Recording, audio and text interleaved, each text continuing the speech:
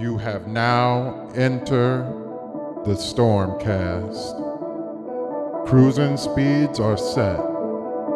The destination has been mapped. You are now on a journey with the greatest host, the Stormcast.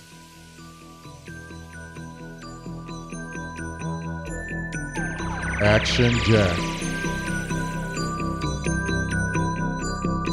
Nintendo Cisco, Geronimo, Trey Vito, Sandstorm McDowell. Hypervision goggles should be securely fastened to properly see the truth presented. Get ready, Stormtroopers, for another Stormcast. Grab your snacks, grab your drink. Don't blink, or you'll miss the Stormcast.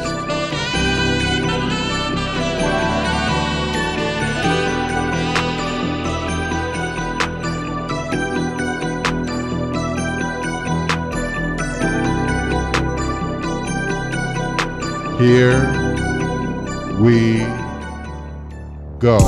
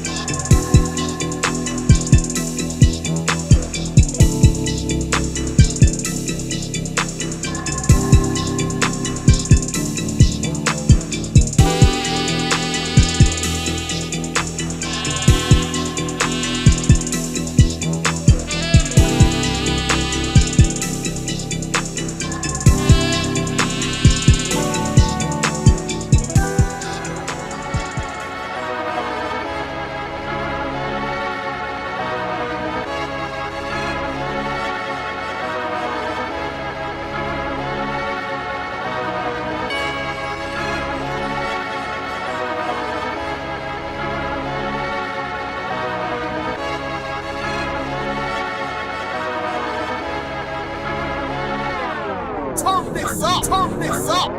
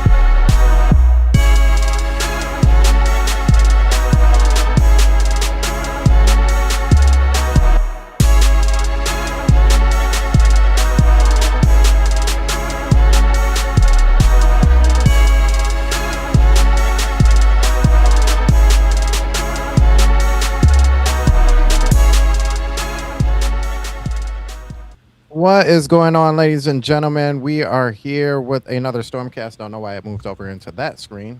Oh, because I moved them around. Thank you all for coming. Greatly appreciate it. We have the usual stack. The whole team is here. Whoop, whoop, The whoop, whole whoop, whoop. team is here. Gang. We have the main man, Cisco. Cisco, how you doing today? I'm doing good, doing well. I'm excited about today. I'm excited all about this today. All right, and then we got Action Jack in the building. Jack, how you doing? I'm good, my man. I'm glad to be here to talk about all this Pokemon nonsense. Oh man, it's gonna be quite a live stream today. We got Geronimo in the building. Geronimo, how you doing today? What up? Doing great. He said, "I just be playing games. That's all. I just be playing games." They keep calling me. I'm aware of what's going on, but I'm like, okay, and I go back to playing the game. Right. And then we got the co-host in the building. Hey, Vito, how you doing, man? What's going on? I'm good. How everybody Doing Good, great, brother. doing great. First off, thank you everybody for coming through. Brand Smith, Geronimo, you're right there. Brand Smith, Trinell just jumped in. What up, Trinell? Appreciate you coming through. Oh, Janelle? Exodia in the building, RJH in the building. Appreciate you guys all coming through. I'm sure more people will be showing up as we continue on. But before we begin, I'm trying to make a streak of this. Yeah, I haven't forgot. We got to pray in.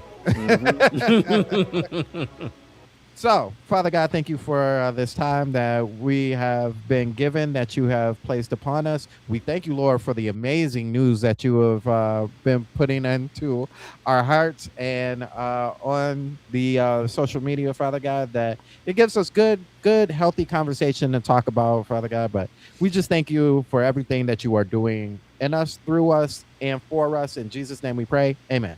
Amen. With that being said, yeah, because we haven't. Yeah. Let's go ahead. We'll do the normal. Because we gotta catch up. Oh, J Mac, my hold on. This has gotta pause for this. My wonderful and beautiful wife, J Mac in the building. Thank you, J Mac. That's how you represent. For holding me down. With that being said, all right. What have y'all been playing with lately? Actually, we're gonna start with Jack this time first. Jack, what you been playing lately, man? Got back on Xeno since we got that lovely update, man. Listen, okay. So hold on, time out. Let's put that on. We're gonna gloss over that because that's part of our our new news. Okay. So yeah, we can go ahead and gloss off like I didn't say that. But then also, me and the kids, like we constantly still on the PlayStation 3. And also the Wii U, kind of getting into those games. This was my first time with my kids playing. Was it Zombie U and Devil's Third? They've never played it before, so this is actually a first time for them. Because when the Wii U came out, my first son was born, so he's never played this stuff before. But then also on the Switch, I know I just bought another game that we were just playing not too long ago. But ultimately, Mario Kart is still in the rotation. Grid Legends is in the rotation. And then I want to say Absalom is in there as well. But then also Mario Tennis Fever. That's another one I almost forgot. That is one game, and I'm pretty sure I can think of more if I took the time. But this is one game that I've seen almost every reviewer get wrong. Like, I've never seen it unanimous like this, in a sense to where everyone harped on one key thing: adventure mode. That's the only thing they harped on. And I think I have to give credit to Logan Plant from IGN. He did make mention to some of the things that most reviewers didn't even talk about, and that was what happens after the tower trials. Because everyone was going into that review like, oh, the adventure mode is a bummer, they should have gave us more, but it's a solid tennis game, and that's where they left it. But they didn't take into account of, yes, adventure mode is like a glorified trial mode. We get that. But if you go online is a beast. Those fever rackets are a beast. Like, there's a there's strategy with this game, like key strategy. But then the Tower of Trials, once you beat the 3 cups or the 3 towers of trials, you get like well over, I think it's like well over 100 challenges you have to do. And Yeah, I like, think that's like after you go through the first set. yeah, So I was watching the GVG video about that when basically what you're saying, like, oh, most reviewers just got it wrong. they just Or they didn't cover explain it. everything, which They I was didn't cover surprised too. everything. Very shocked. And Well, they were know, making not it really, like they but just- yes. I'm not either, but the Yeah. way that you can tell, like they just blitz through the game just to get the review out the way. But ultimately, the game in itself is solid. I've only run into maybe 2 glitches, and I've seen some people run into like other ones. But the one key one that I posted, I was doing the Wonder Seed game that they have on there because they have like these mixed matches where it's like a pinball one, there's a Oh. Wonder Seed one, Oh, the and fun, then the fun one. yeah, the fun ones. Or, Mm. yeah. So the Wonder Seed one, I'm just like, all right, cool. This, I'm killing it. I'm beating Spike, and then after I felt like I won the match, it kind of paused a little bit. Then it went to like I was Bowser, and it showed that I won, but then it didn't say Bowser. It was just a bunch of symbols for his name. And then after that went off, you saw like a bunch of spikes on the court, and then Bowser just kept running to the side, to the wall. And I'm like, okay, what's going on? So I'm getting ready to reset the game, but then it jumped me back into the match. But then the net's gone. So I'm like, maybe this is some Wonder Seed stuff. I don't know. So Weird. we were just still playing. I finished the match. I won. Everything went back to normal, and we were good. But ultimately, nonetheless, the game is solid. It is packed full of content. Yes, would have been cool to have an adventure mode, sure. But ultimately, I think most people need to go back and play those games too. Like, go back and play them. Like, really go back and play those games to see if the story mode is as grand as you think it is. 'Cause Right. I have those games. I'm gonna have to try it, or at least dabble to see what the hype is. People, I read forums and whatnot. So every time these games come out, Tennis is usually first. So they always go, the single player is not the same from when I was 6 and on the Game Boy or And whatever. And that there is the issue because majority of the people have not played it since they were 6. And Yeah, and like, so- are those people servos were overhyping it or? You missed no, you- it was good. It was a good good? adventure mode when it came out. It's Yeah. just the way that they put it up, you would think you were doing something extravagant.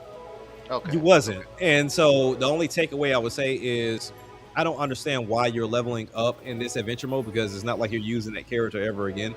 At the Mhm. adventure mode. So now had they given you an opportunity to use your me to do this, that would have been great. But they didn't do that. But yeah, I think this is pure nostalgia. The same way, for the people that say they do like it, they were like, "Oh, but I like Power Tennis better." I'm like, play Power Tennis again. This actually looks to be I think just as from a spectating, because I'd be like while working, just I have like a stream up on the side just to kind of glance over. Mhm. And yeah, this person, she was playing like Daisy, just doing online matches, and it was pretty snappy. And I just, how many different characters, different rackets, and that Golden Dash racket looks like a problem. But like everything else, It's beyond a that was like a problem. problem. But Yo. with anything, and one post that I saw, and I'll shut up. But one thing, somebody immediately ran to social media and was like, "Oh, these rackets are overpowered.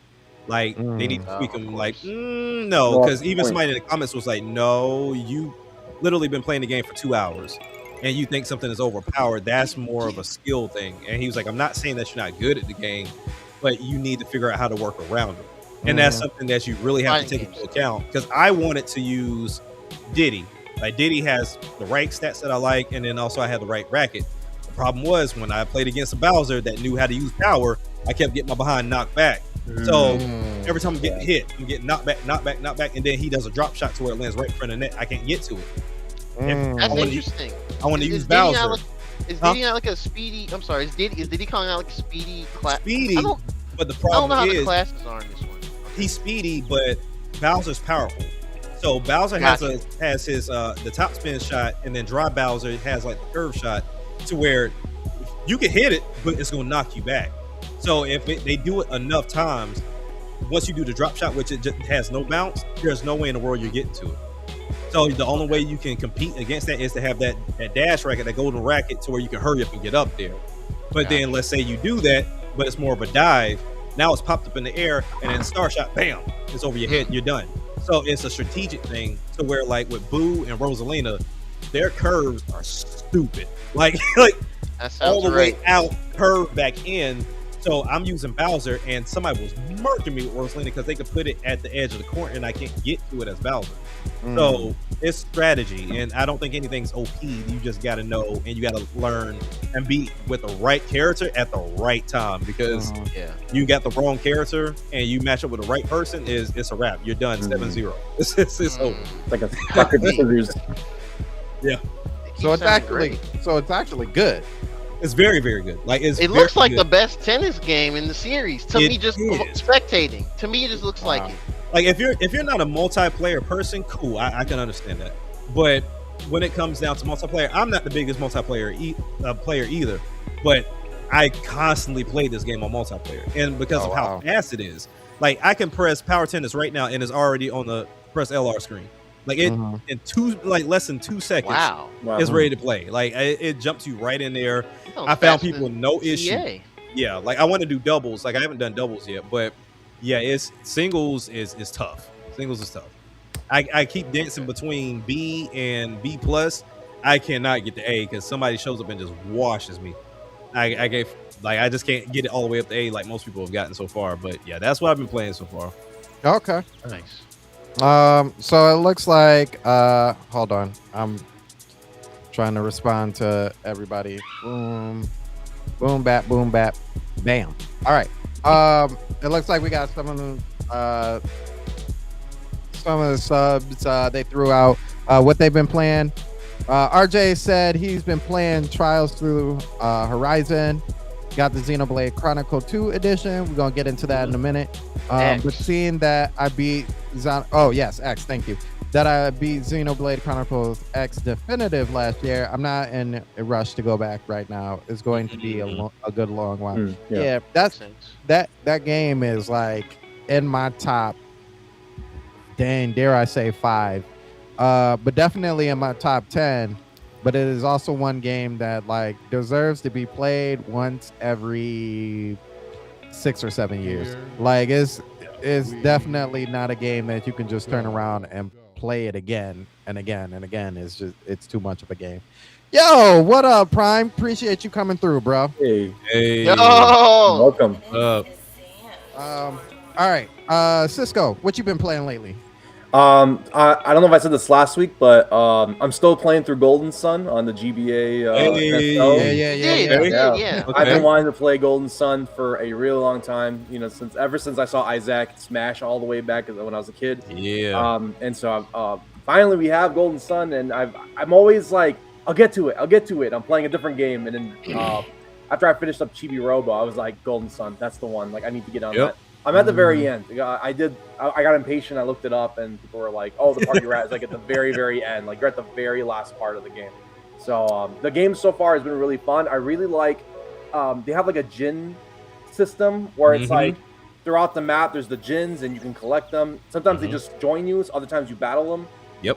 And then depending on the djinns and how you mix them, adding them to whoever in your party like holds X amount of djinns and what types. Changes their class, which I've never experienced that before. I'm so used to just you give them an item or you just change the class in the menu. This is like their class can change within battle depending on how you're summoning the djinns and stuff. So you have to be. It's a double-edged sword because sometimes like I'll have my Mia. She's like the cleric.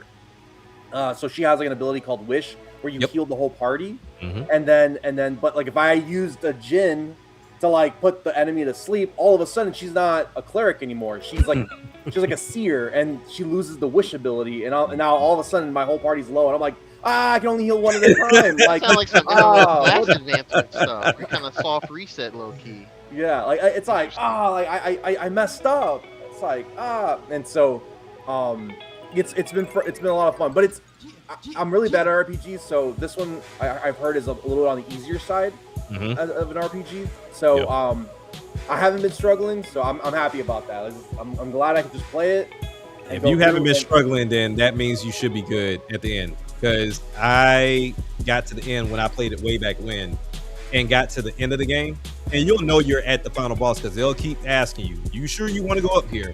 Like they'll keep asking you, and then when you go up there, I'm not gonna spoil it for you, but when you get up there, just make sure y'all good. Just make sure your team good. Yeah. Okay, yeah. 'Cause I did struggle. The last thing I played, I was in the desert and I had to fight the storm lizard, and he killed me so many times. Yeah. I was like, dang it! But it was like I didn't realize that you could actually cheese things by on the menu, offset all your gens, and then just have all your. I didn't know you could do that, and so I was like, oh my gosh! This whole time for bosses, all I had to do was like basically like Jin rush them, summon rush them, and so that helped me. That helped me a lot, and that's how I beat the lizard. But so far the game's really fun, really charming. The music's awesome. It has those like that Game Boy jingle, so it's like even though I'm playing it in 2026, it feels nostalgic despite the fact I never played it as a kid. So it's really cool.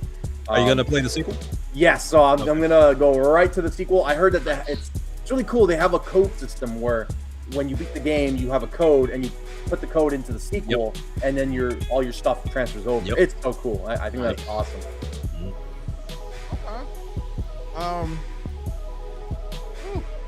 I almost burnt my mouth. Uh-oh. Trinell said that he's been playing Metroid Prime 4.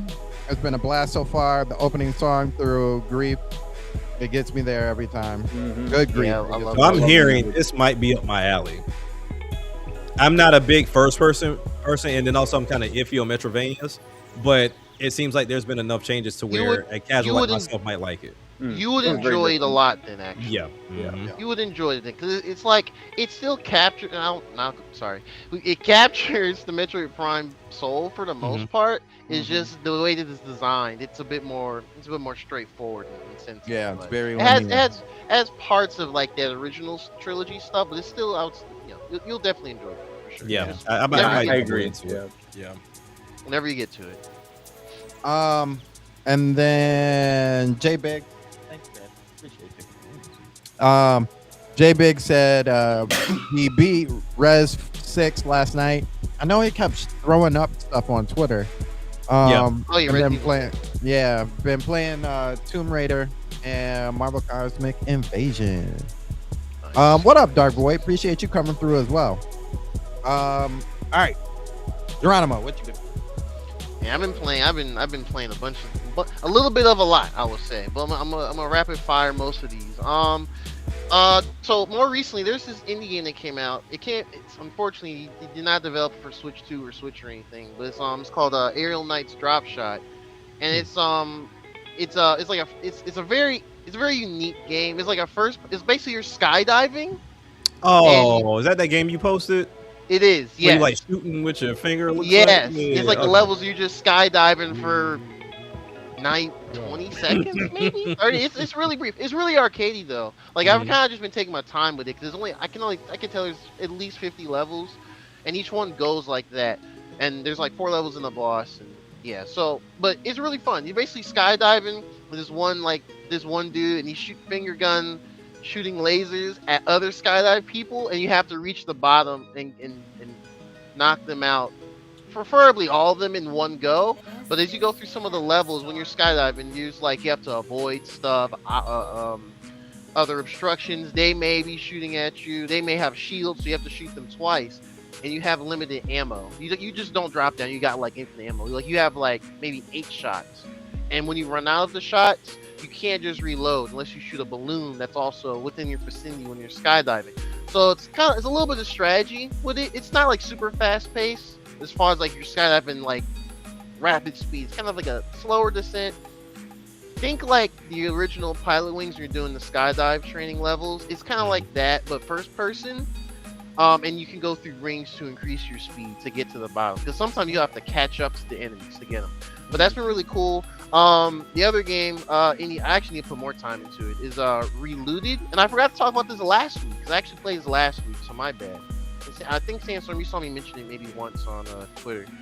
But it's basically like a strategy platformer game where I think it's based out of South Africa. Well, the main crew is based out of South Africa, but you're basically going and you're planning heists. You have to plan through these levels. You have to take back artifacts from museums. So certain people don't like that concept, but we'll keep it at that. But overall, gameplay is really good. I do. I think it's only on PC and Xbox. Go figure. So hopefully they can get it out on Nintendo stuff and PS5 stuff in the future. Hopefully. But yeah, and then as far as back on Switch though, Switch 2, I've been dabbling in Mario Kart World, off and on as well. Just a race or two in. I think one of the last times I played, I actually won a knockout tour, so that felt really good. Wow. Yeah, Usually, that's hard. the second one ever. I was just like, okay, because honestly, it's like once you get to like 16 or so races, 16 to 8, it starts feeling like regular Mario Kart again. Yeah. It feels more manageable. Honestly, the hardest part is literally that first wave. If you get bopped by like two things and you go from like whatever to 21st and back, Yeah. it's a wrap. That's it. Yes, it's a wrap. And then I found myself getting lost through free roam again, which I try not to do that, but it happens. If I turn it on, I'm in there for like 15 plus minutes. And I'm like, oh dang, what was I doing? Oh, I forgot. One game that I kind of remember was on NSO, the Nintendo 64 one. It's Turok. And the reason why I thought about that is because I was looking back at that new one that's coming out for the fall, Turok Origins, Right. which outside the sci-fi jungly ruins prehistoric type aesthetic, it kind of looks a lot different from the original Turok. I never really played it back in the day, and so I remember it having tank controls. That's fine. The thing that gets me the most, and I'll show you on this controller, even though it's not, exactly the same type of controller, but basically, think of like GoldenEye or Perfect Dark, where you use the control stick to move around and use the C buttons to like up, down, left, right, like angle your stuff. Turok is the opposite, and I never knew this, and I felt like I was dumb for a second. I was like, wait, what? Like literally, I was like, these aren't doing what they should be doing. But you move your character, Turok, or whatever. This glows crazy. You move your Turok with the C buttons, basically. And then it's inverted because, it was old school. So everything was inverted back then for aiming. And you aim with the left stick. And I was like, yo, this is mad awkward. Fortunately, we can remap the buttons. In the apps now, all of them, you can remap them. So I pretty much just swapped the C buttons and the control stick to make it play like GoldenEye or whatever. Right. And it felt better. And I was going through it, and I actually was really enjoying the vibe of that. I was actually really enjoying it. I didn't finish off. I think I got to so you have to collect these keys to go through the world or whatever. I think I got 3 or 4 keys. Went through some of the little glowy blue portals to get extra unlockables. But yeah, it was cool. Just kind of random enemies just kind of running straight at you. You just shoot them with your bow and arrow. You shoot them with the pistol, or you use the little blade. It was kind of funny. It's definitely old school, but I actually liked it. So I wound up and just got the Turok remaster. It's on sale for $3 on the eShop. So I got that. So I'll be messing around with the Turok games, I guess, throughout the year. So that'll be cool. I'll probably chime in about it off and on over time. And of course, Xenoblade. But we'll talk about that later. Okay. I like that drop shot game you were talking about. I was looking at it. That's definitely on my radar. I want to try that. Yeah, I'm gonna keep an eye out too. I'm probably gonna pester him. He's on social media. I'll be like, hey man, you did your first game on Switch. You didn't do your second game on Switch. Now Switch 2 is out, and your third game is cool too. You should bring it to Switch. Yeah. But I'll let y'all know if it gets any more platform announcements or Switch 2 announcements. Okay. Cool. All right, Vito. Uh-huh. What you been playing lately? Not much of anything. I've been basically trying to get these reactions out for the Vitoverse music channel. But when I do get a chance to play, I've been playing Kena, Spirit Bridge or Bridge Spirits. I've been playing that, and then a little bit of Sonic Racers, and definitely Where Winds Meet. I definitely hyped myself up from that trailer I sent you, Sandstorm. So I just grind and finish that little storyline so I can pretty much unlock those areas when they drop. I think in May, I want to say, but they're doing the expansion that I was forecasting a while back. Mm-hmm. So, And we now excited about finally that, so. getting that. Yeah. Yep. Okay. Well, some of the areas, because I gotta say, China's like, I've seen their map. Man, it's huge. It's huge. Massive. Okay. But yeah, so that's pretty much all I've been playing. Okay. Yeah, somebody put something up here as well, but I don't remember. So I apologize if I didn't see it. I thought it was. Oh, Dark Void said he's been playing the Mortal Kombat collection, which I really still need. Oh wow. With that The being phys- said, I think the physical came out for that recently too. yeah. Mhm. Yep. What I've been playing lately. So y'all be happy to know that I have stayed away from Diablo. I was about to say, I was like, I expected to hear Diablo.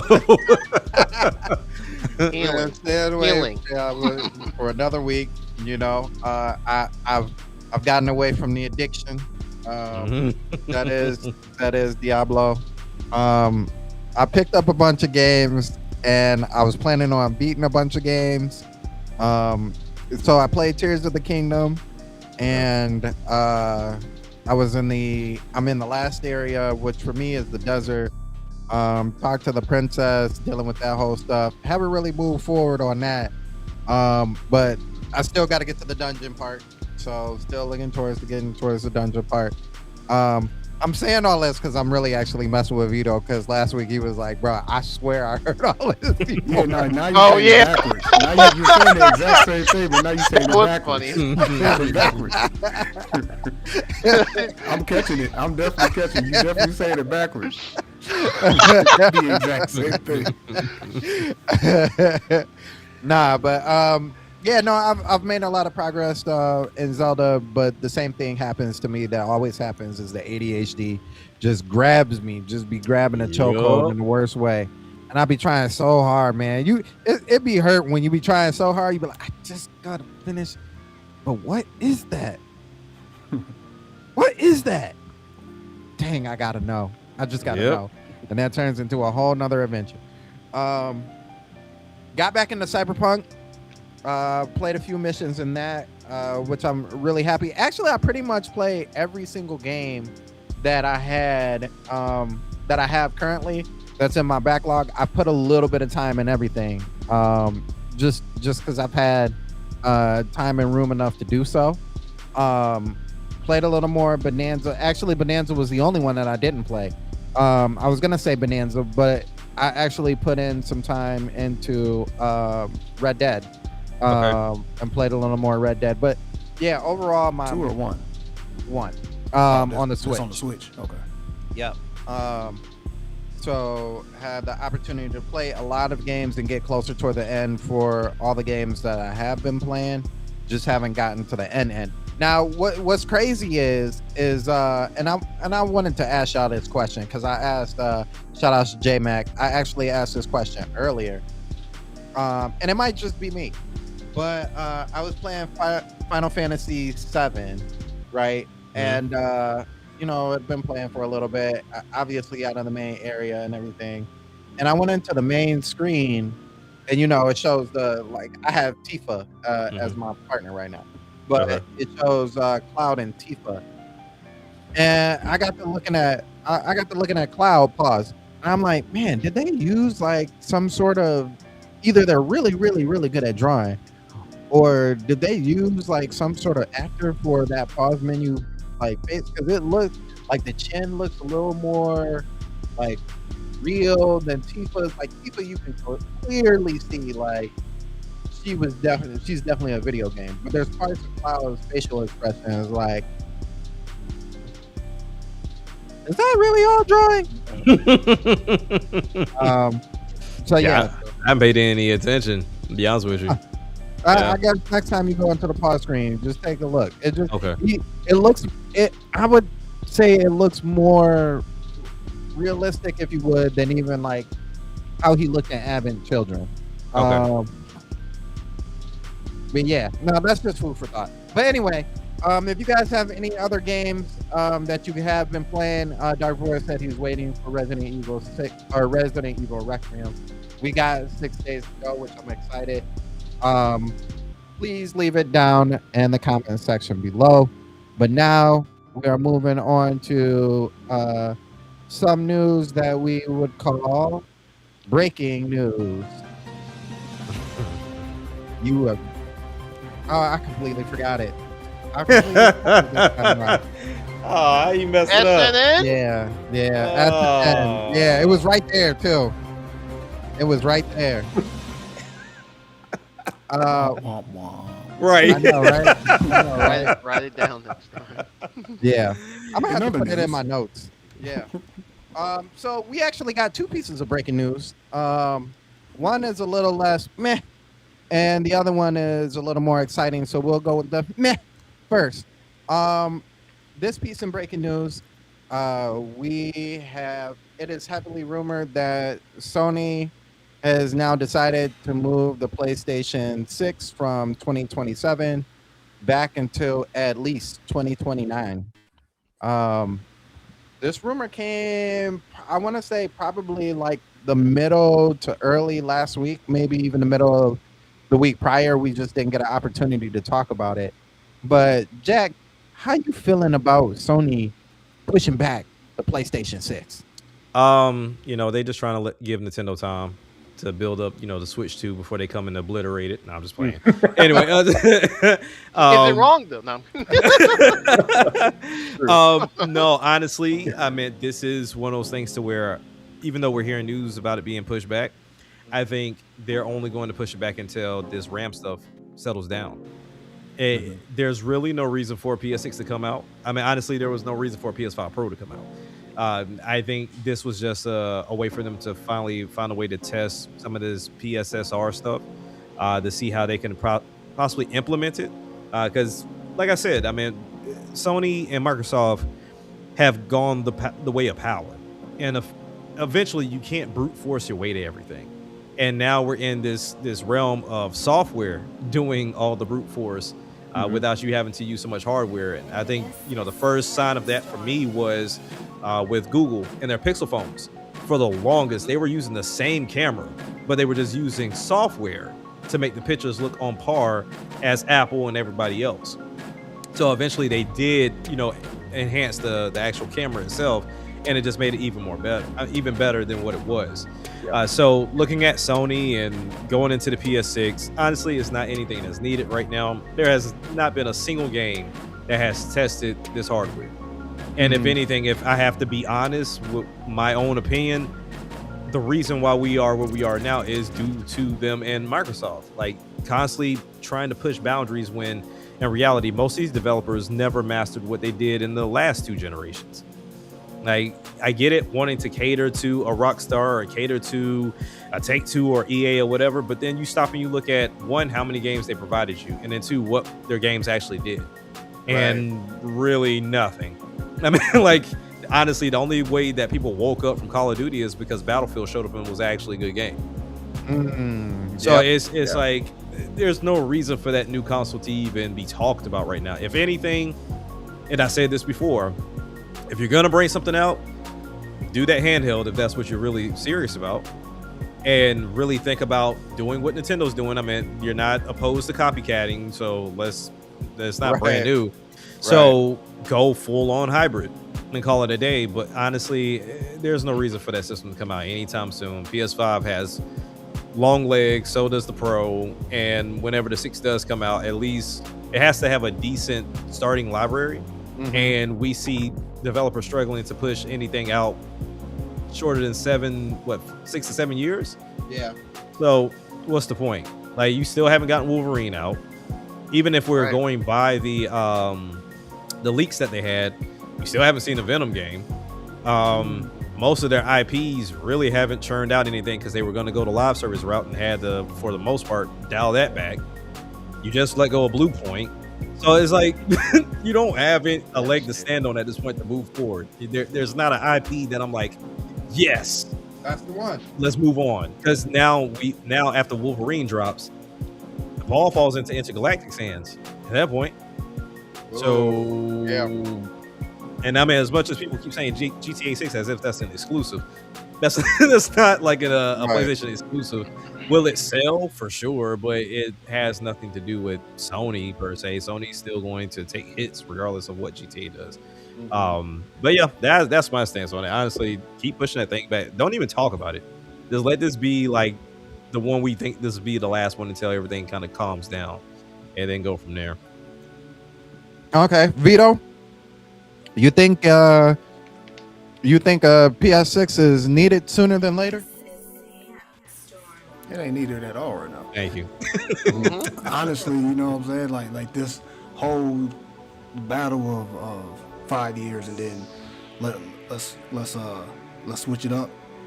It's not needed right now. Simply the fact that the PS5 came out during a rough time where not a lot of people had the chance to get PS5 and experience it. So a lot of people are just now getting the PS5 with the PS5 Pro situation, having like better, you know what I'm saying, whatever setups and batteries. You hear me? Yeah. Mm-hmm. Okay. Yeah. But yeah, like the better stuff, the better features, the fixes that the Pro and the newer versions have. You know, people aren't able to. They're not able to enjoy it the way they could if there's rumors of a 6 coming out and they feel like they got to get the 6. Yep. Which, you know, I mean, most likely they wouldn't even be aiming for it because most likely it'll be like $700. But regardless, it's still kind of a disrespect to 5, knowing that 5 didn't really have a fair chance. But at the same time, it's kind of like the Wii U situation. You know what I'm saying? Now Sony, it's your turn to, if you're gonna drop that 6. You know what I'm saying? You kind of doing what in the situation.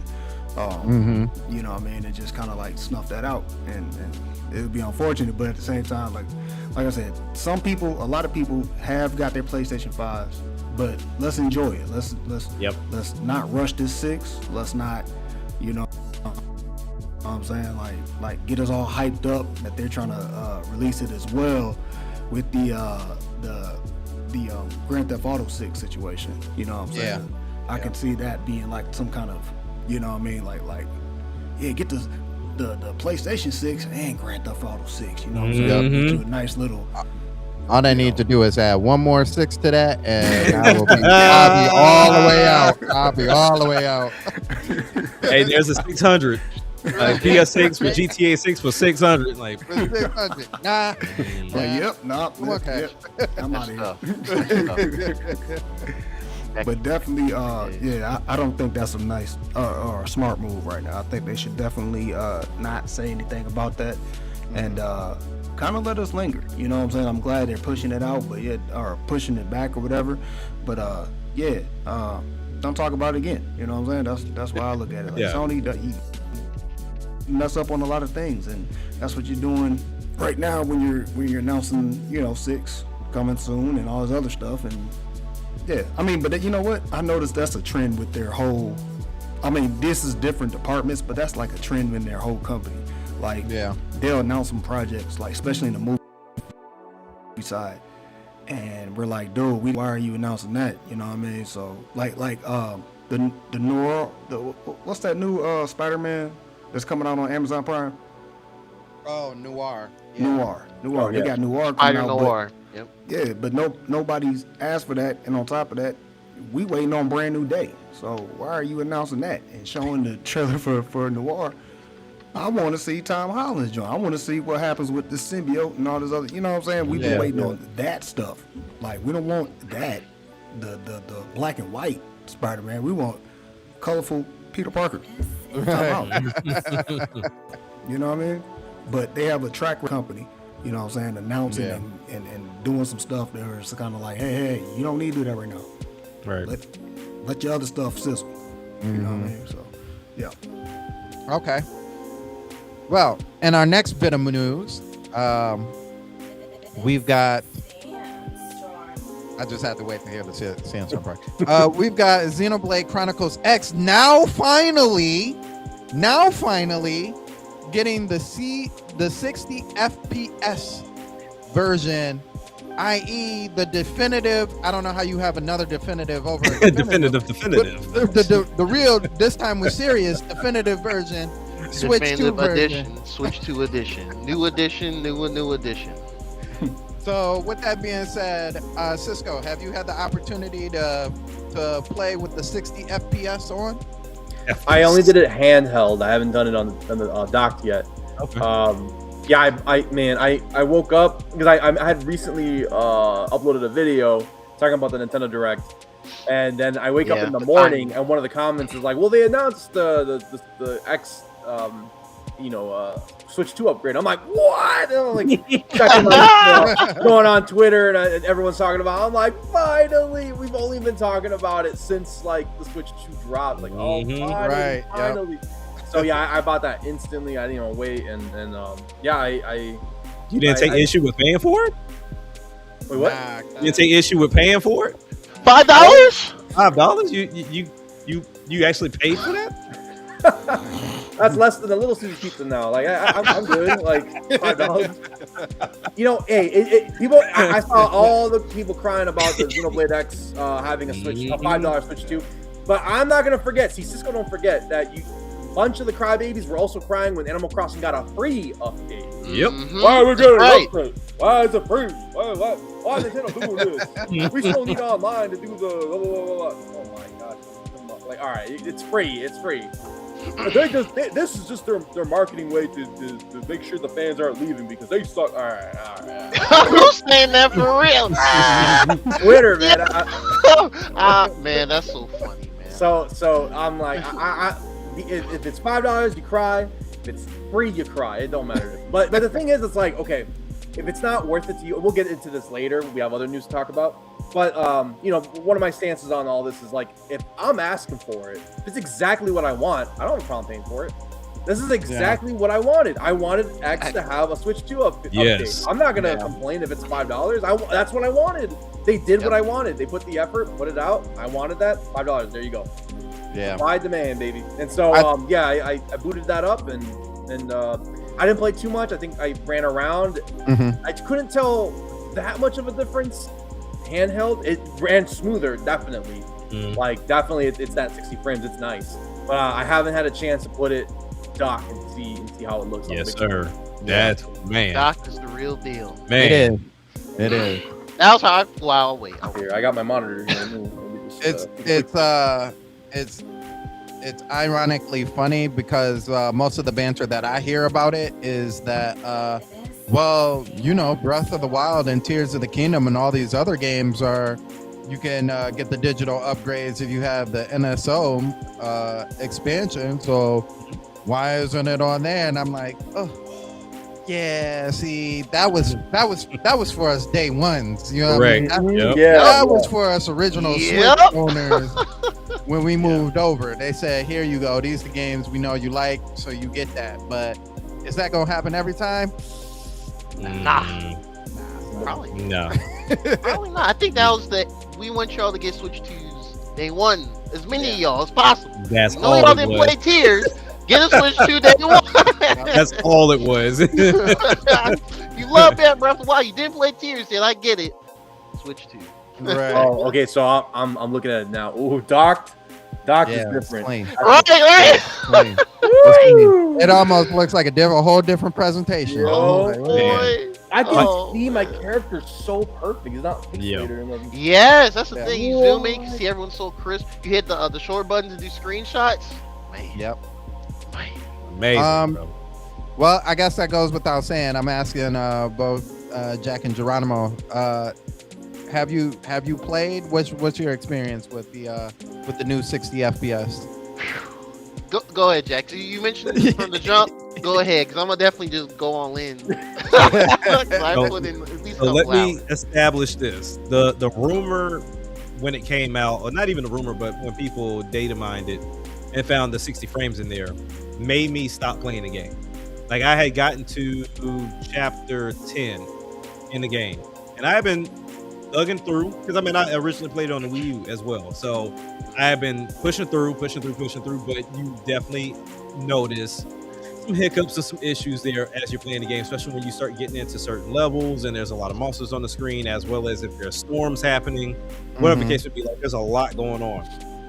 Then when I'm like, okay, I got the news when I was at work, because the only time there's ever a Nintendo notification that pops up on my screen is if they're announcing like a Nintendo Direct or like something super serious. I don't get just random notification from Nintendo Today app.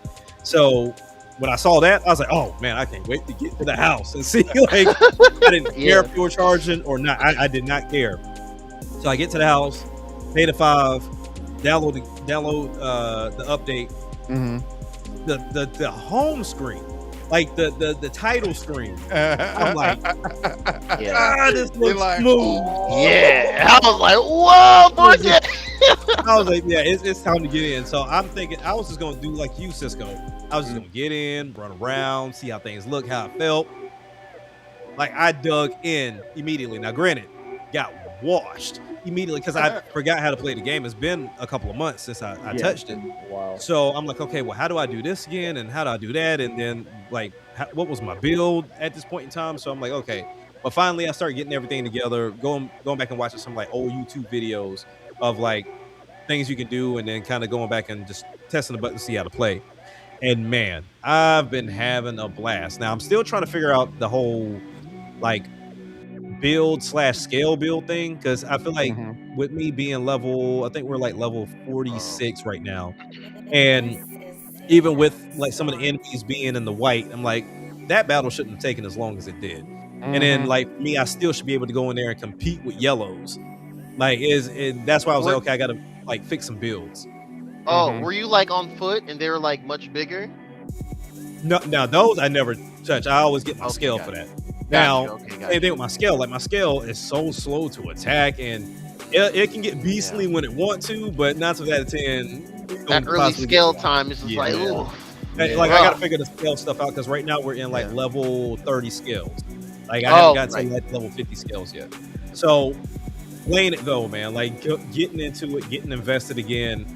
And maybe put Final Fantasy down, because I'm in chapter 14 of Final Fantasy, which I think it goes to 18 chapters. Yeah. So I still got 4 more, and I can just kind of clear those 4, or I can just keep playing Xeno. But all in all, like I'm having a blast with it. I'm like 90 hours into this game already, but it instantly made me want them to do this to Xenoblade 2. Like that's a game I put down because it started acting a plum fool whenever you're playing it in certain areas. So I was like, if y'all can do the same thing with Xenoblade 2, I'll go back and touch down on that. But it's definitely made me want to get back into the game, because I was waiting for it anyway. But getting back into the game, having fun with the game, it looks amazing, it runs amazing. It's essentially like what you wanted it to run like from the beginning, but you tolerated it because it was such a good game.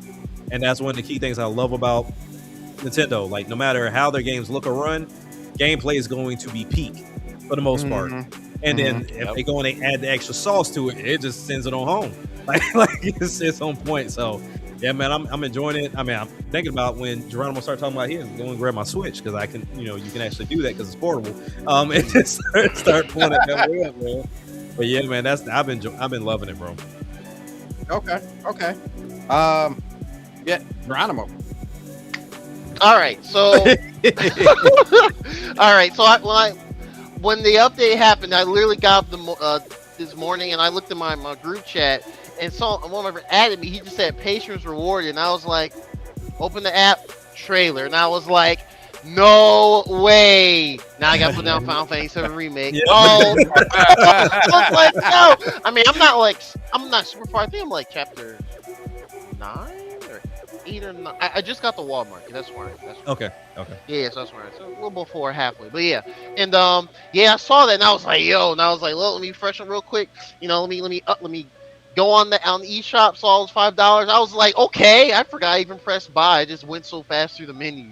And I was like, let's get it. Downloaded it. And then I had the same effect kind of you did, Jack, where I was like, what am I doing? Like, I was like, where am I? I was in Primordia, but I was like, why is Hope in my team? Why is Fog in my team? I couldn't remember what I was doing. Yeah. And then I got my bearings. And also, I was really kind of taken aback because I was like, whoa. The res bump was is dramatic. I was like, oh, my goodness. And then I moved the camera, and it was all silky smooth. I'm like, what? And I'm like, okay, what? And I'm like, let me just run around real quick. And I'm like, I'm running, moon jumping, all those. Yeah. I was like, yo, 60 frames is crazy. crazy. And then I was like, oh, enemies, let me fight them, let me see how it feels. And like everything's all dynamic and smooth. I'm like, this is nuts. And also was like, what are these arts? And I remember my arts, and I remember I'm since I played the game before on Wii U back some years ago as well.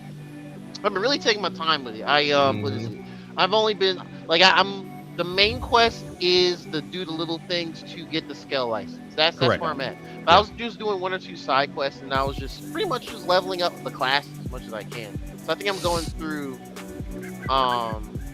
was it Drifter or whatever the like kind of the standard one you start with is supposed to be assault rifle. I think the longsword.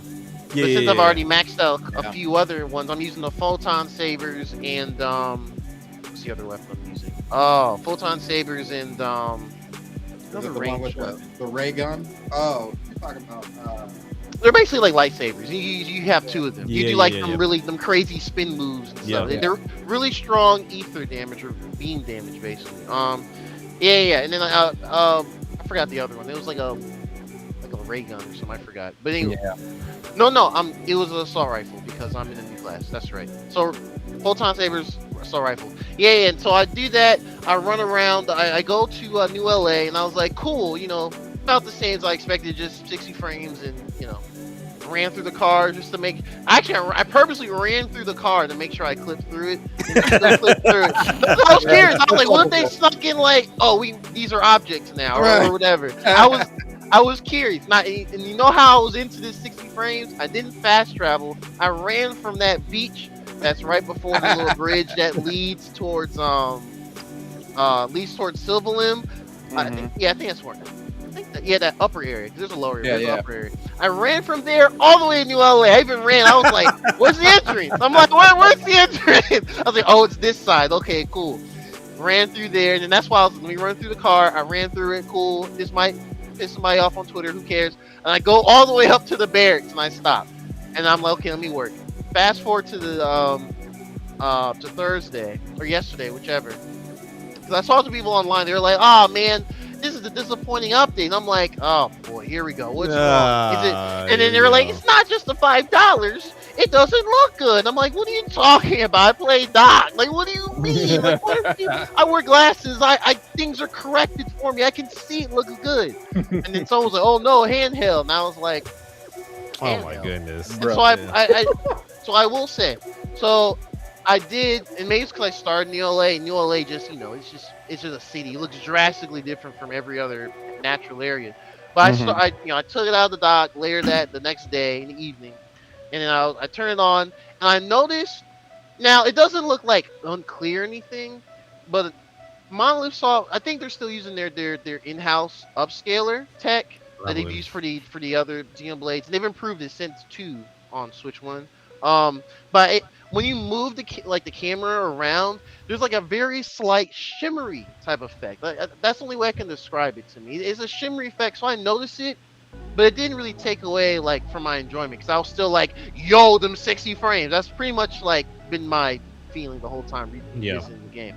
But yeah, it's like I said last year. Because I didn't stop it immediately when the 60 frames came out. I think I came out literally a few weeks after the game dropped. And I was like, oh, that's crazy. And I just kept playing through the game, but I stopped at a certain point later just because Switch 2 Hyper started. So yeah, this is back in my rotation. The only places I've been though with this update is Primordia looks great. I went on one of the cliffs, did the Breath of the Wild view, and I was like, yo, this is beautiful. New LA, we already did that. I did run around through Noctilum a bit to do some of the little side quests. Nighttime Noctilum? Yeah. I don't know if this is doing HDR or not. I mean, Noctilum always look pretty sharp, nice color grading and stuff, but man, it hit different. I'm not gonna say it. It's one of the Digital Foundry guys say it's a transformative experience as you go through because of the 60 frame. I don't know, I don't know. It just felt like almost like a remaster. It felt like that's how clean it felt to me. I was like, wow. Not to say that 30 frames is terrible or anything like that. It was just more like, okay, this is familiar, but this is new. So it's like, yeah, this is nice. This is nice. So I'm looking forward to Silver Limb, especially at night, and then Cauldros as well. Whenever I decide to actually want to go there again, because I've been to every area once, just kind of doing the running or swimming from what to each place and getting at least one Yeah. node to fast Node, travel. But yeah. I get by if I run on the mainland for real. But yeah. Great the updates here. I don't have a problem with $5. If you got a problem with $5, don't spend it. It's that If simple. you Don't- broke, then say that. yeah, like I mean, I get it. These times are a little different. You know what I'm saying? $5 to one person could mean $5 to a different person. However, at the end of the day, video games is a luxury. Video games is a hobby. Thank you. It's not your livelihood. It should not be your personality of like tying monetary this and the other. Unless you just love getting angry. Or I something, think whatever. that's a thing for some people. They That like is, that. it's like a rush, and I'm like, you got it. You know what? I'm just saying, if you tripping over $5 for it, I mean, if the handheld type of look or whatever, if you're a little more sensitive to it, then that's, I'll give you that. That's not everybody, but overall, $5, 60 frames flat out, worth it. Even if you don't have a 4K screen, it's worth it. So, and you intend to continue playing the game or start a new file, like saw J Biggs mention in chat earlier. Yeah, just get it. No problem. Yep. And yeah, so now Xenoblade X is back in my rotation. So yeah, I'll eventually get to that post game story later on. But yeah.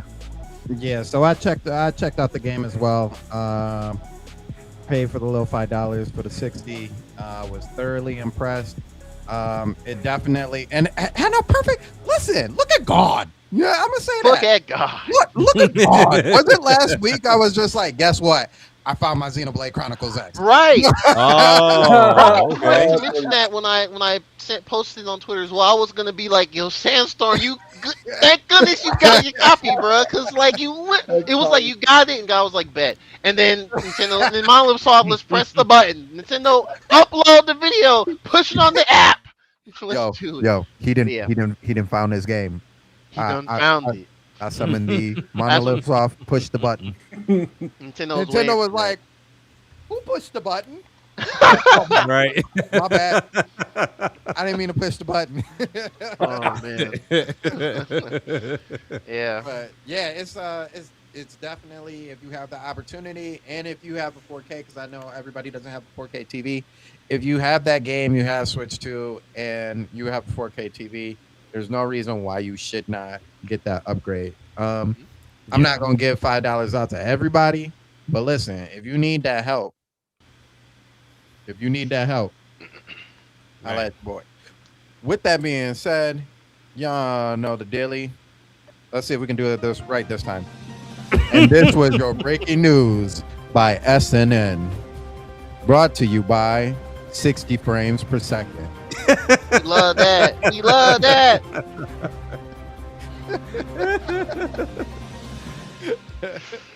The gaming standard. Right. All right. So with that being said, let's just hop right into our main topic.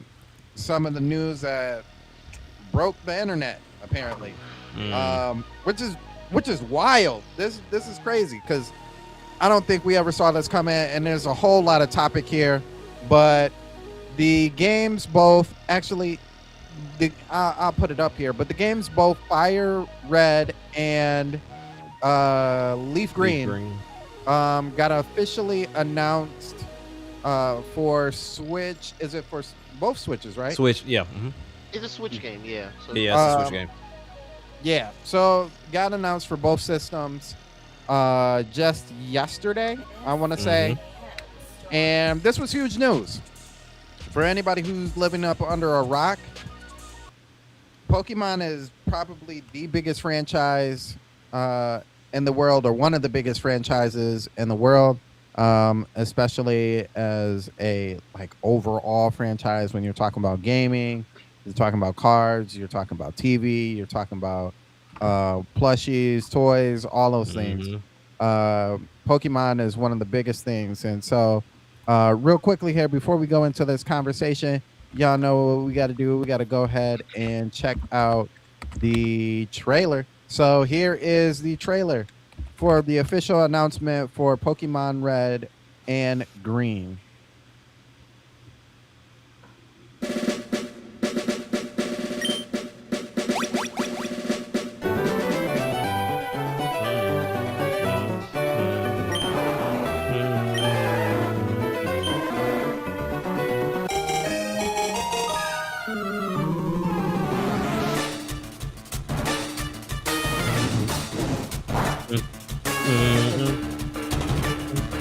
really love the gin version. Yep.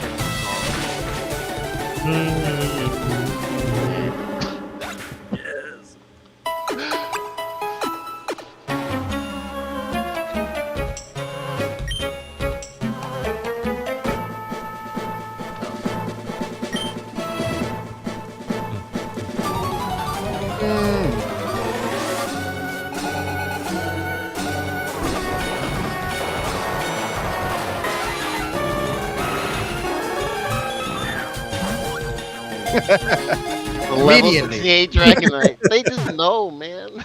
Immediately.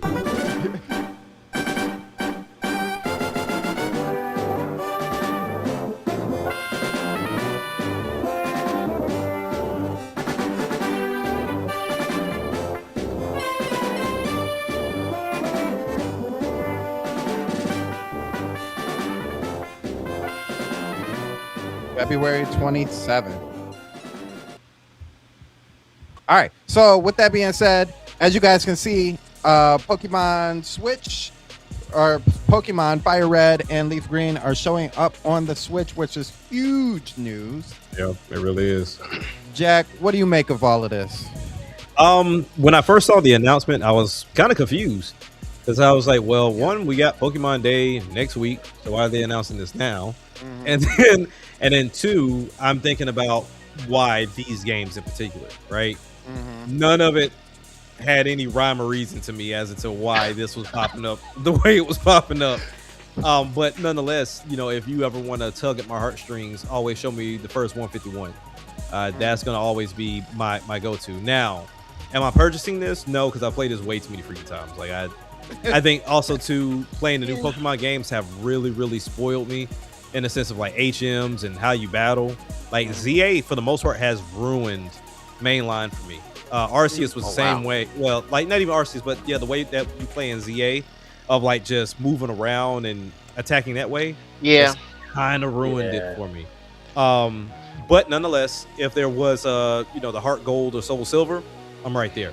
But ultimately, I'm curious as to why they announced it so early. But I'm content with the pricing for $20. I think one thing I wanted to say on Twitter, but then I realized it would go absolutely nowhere because everybody's kind of stuck in their mindset, and that's just where they're going to be.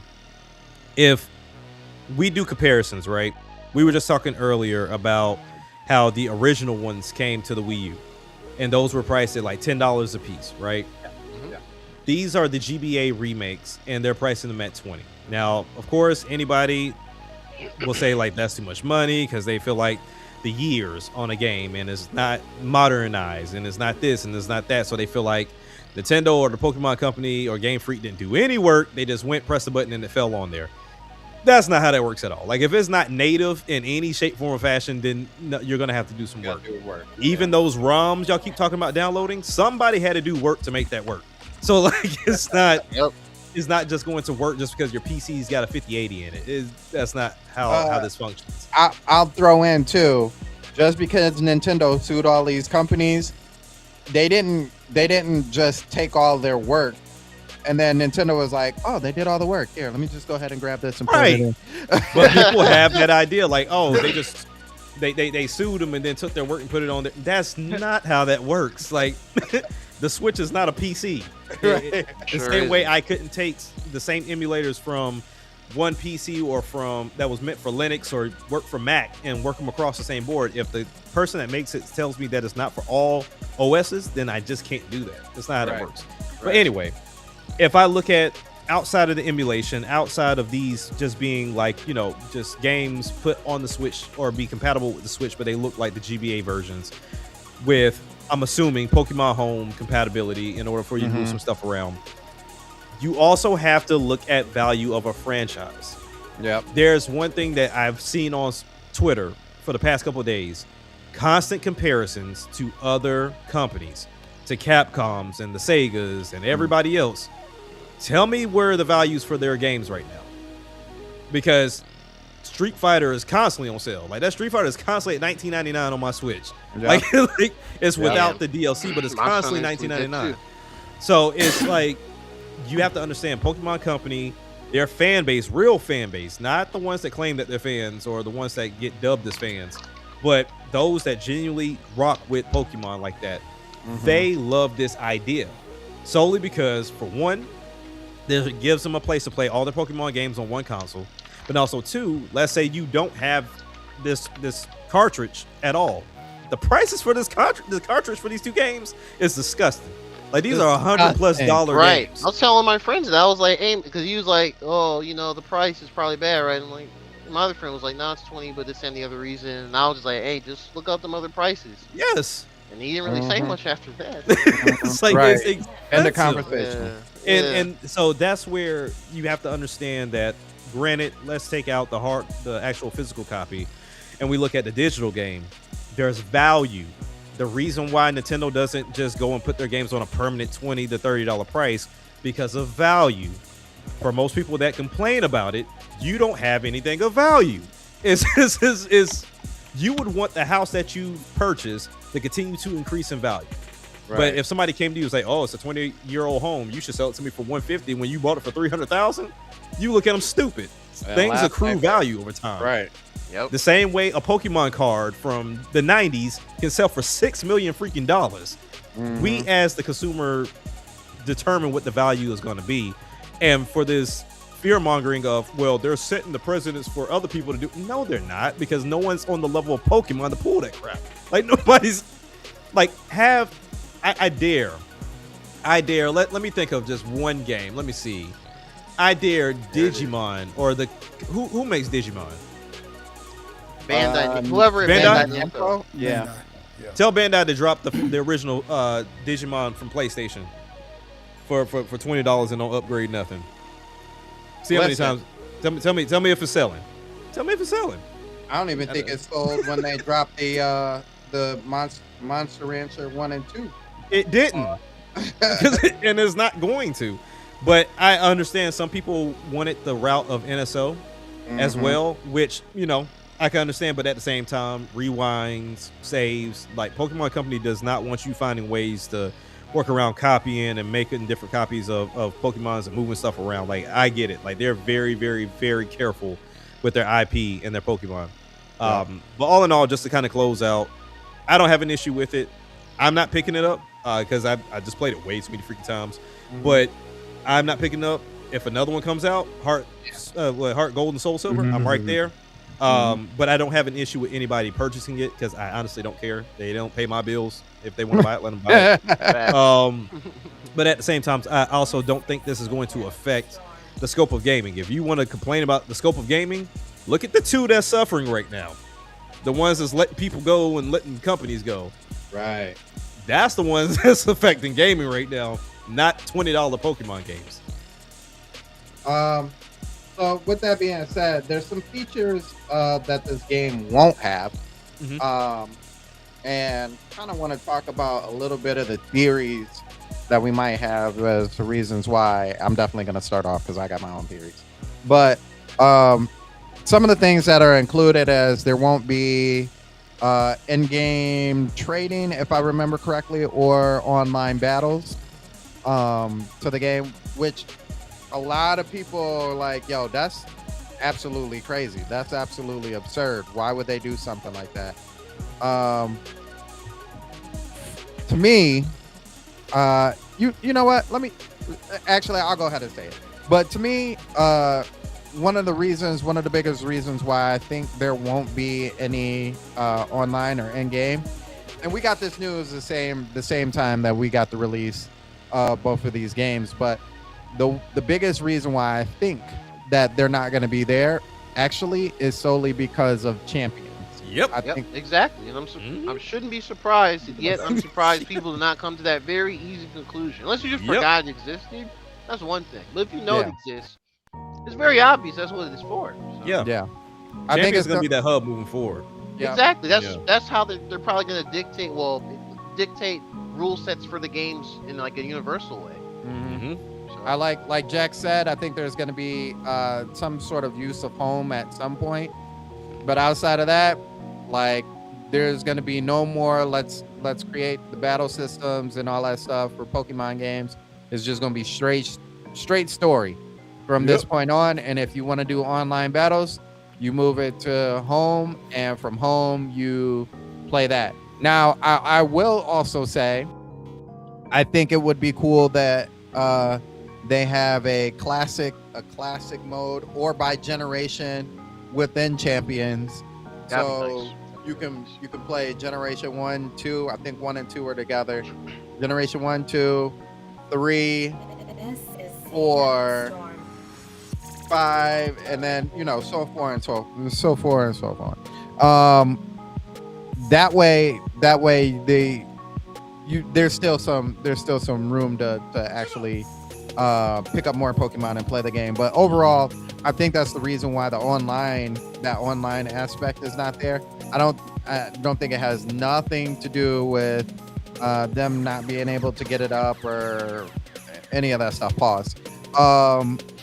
But with that being said,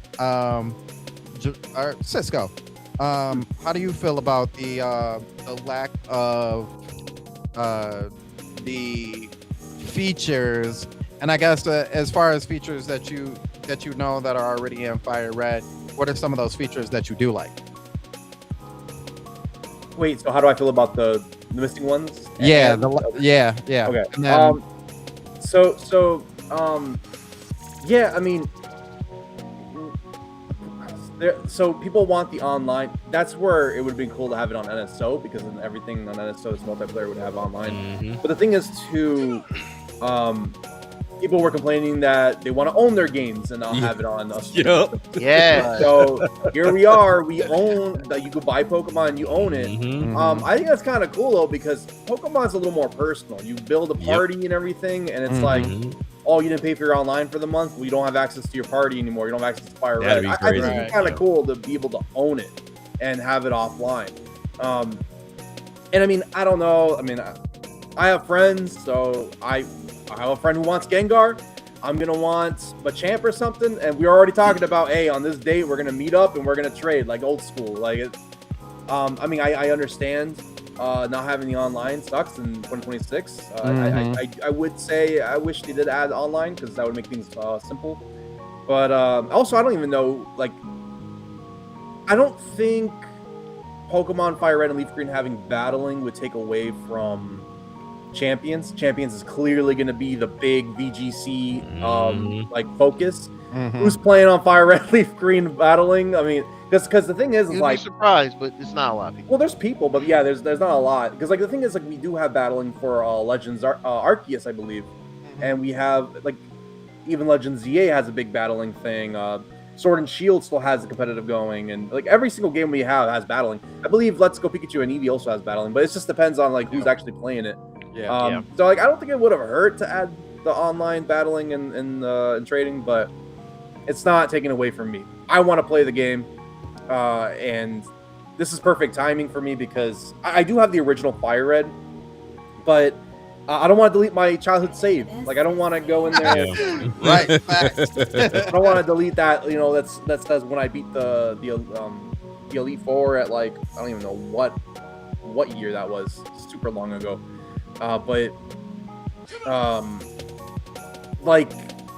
Also I've heard that, like, if your battery runs out on your cartridge, you lose your save anyway. So I'm like, oh no. So at least you wouldn't have that with the Switch. Like, with a modern console, you don't have to worry about, oh, the battery ran dry and now you lost your save file. But in terms of the features that we do have, I mean, it's the game itself. That's all I care about. I've been wanting Fire Red and Leaf Green. Heart Gold Soul Silver would be another big one. And Emerald, if we could get Emerald on the Switch, or Ruby Sapphire, that'd be really cool as well. Weakness, they get Emerald on. Yeah, I feel like they're gonna do a Ruby Sapphire, but man, I want Emerald. I feel like that's the first one I owned. So yeah, that's. But yeah, I mean, I'm super stoked for this game. I think I'm gonna raise a Nidoking this time. I never raised a Nidoking. Man, Nidoking is awesome. Nidoking is no slouch in that game. I think you can learn any TM, bro. Like, if you're missing anything, Ice Beam, Thunderbolt, you can learn it. Yeah, you can learn it. I got you, my G. Yeah. Thunder Punch. Oh, put me on the Thunder. I got you. Yeah. But that's. I mean, I like what they got. Again, when I was talking about the Xenoblade, this is the supply and demand. Mhm. $20. This is what I asked for. This is what I wanted. You Yep. gave me what I wanted, so now here's my money. So that's how I see it.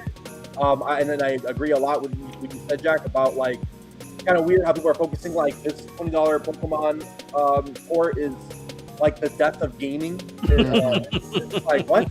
Where are people getting the take? When we're seeing what's happening around? No, this is like I think this is a great thing. Yeah. And again, you don't want it, don't buy it. Simple as that. But Right. people like myself who really wanted this and don't care, I'll pay this one. Also, we're talking about there's that argument going around that's low-key very hilarious. I don't agree with this take, but when we say like, "Oh, you just broke, you can't afford $20, you just broke," I don't like when people say that. I think it's a little mean. Like, I'm like, well, It is mean, but some people do mean. But no, for real though. I said always be There mean. should be nuance with saying that. Though. I think there is nuance with. I agree. Like the $5, or like they're mad about the free Animal Crossing update. Man, you brokers and broke if you mad about free. Yeah. Yeah.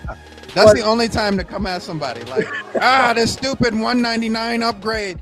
We always gotta pay $199. Yo, if you broke, then just say that. Just say I ain't got the money. You saying a lot of words. You know what I mean? Like, if you ain't got the money, that's okay. You know, we all get paid one day. Eventually, you'll get it. But what you complaining about? If you gonna get it, then you get it. If you ain't gonna get it, stop complaining. Be honest, man. Just say, I can't afford it. I only say it when you talk about money. If you talk about money first, then I'm gonna say, if you broke, then just say that. Like, right, like it's. I can't afford to. For the sake of argument, I'm a broke guy.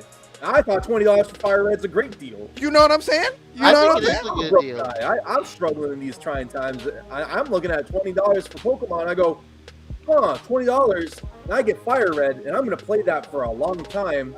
And I'm going to be able to transfer them to home when the home comes out, and I can replay it, not be like, oh, I don't want to get my save. No, who cares? I just transfer my team, and then I just start a new save. Maybe I can transfer my old team back. But $20, that's better than 40. I couldn't get Mario Tennis. That's 70. I couldn't do that. Yeah. Pokopia, that's 70. I don't Pokopia. know how I'm going to be able to get that one on launch. I don't think I am. I'm going to have to wait. I'd say it'll probably come down a little bit. I hope it comes down. That'd be nice. But $20 for man, like you're not up here being like, oh, they just made me pay, and I was hoping it was on NSO, and how dare they? I paid $35 for NSO, and Fire Red should be on there because I paid $35 for everything. They owe me. If you broke, they owe me. Yeah. If you broke, say it. Yeah, like no, it's really about how you say it too. Like you just like, oh, I gotta put something else this month or whatever. And like, hey, that's fine. That's normal. But if you're like, well, Nintendo should just give it to me anyway because I like Pokemon as much as all these other people. Right, I paid for all the Pokemon. I won't even say it. About, actually, to be honest with you, it's not even like a derogatory if you broke.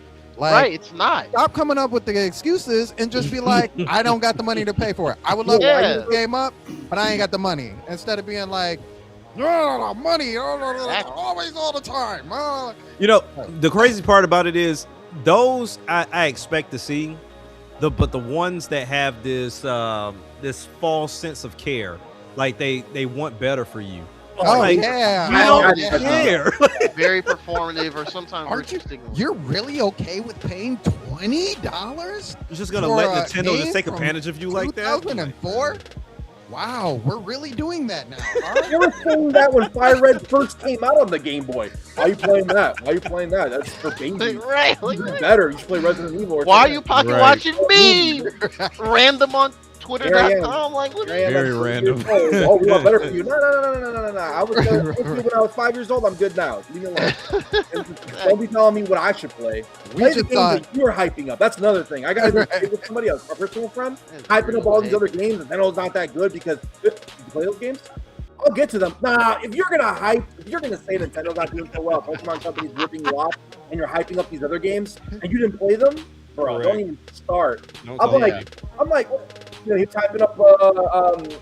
He was hyping up a PlayStation game. I was like, I platinumed that game. So what are you telling me? You play it. Not, I already played it. I did my work. I paid the full fee. What are you even talking about? Oh, man, anyways, don't get me started on that. Yeah. Like, Nah, you know why y'all broke and can't afford the Pokemon Fire Red? It's all about international $5 on Fortnite. That's what we did.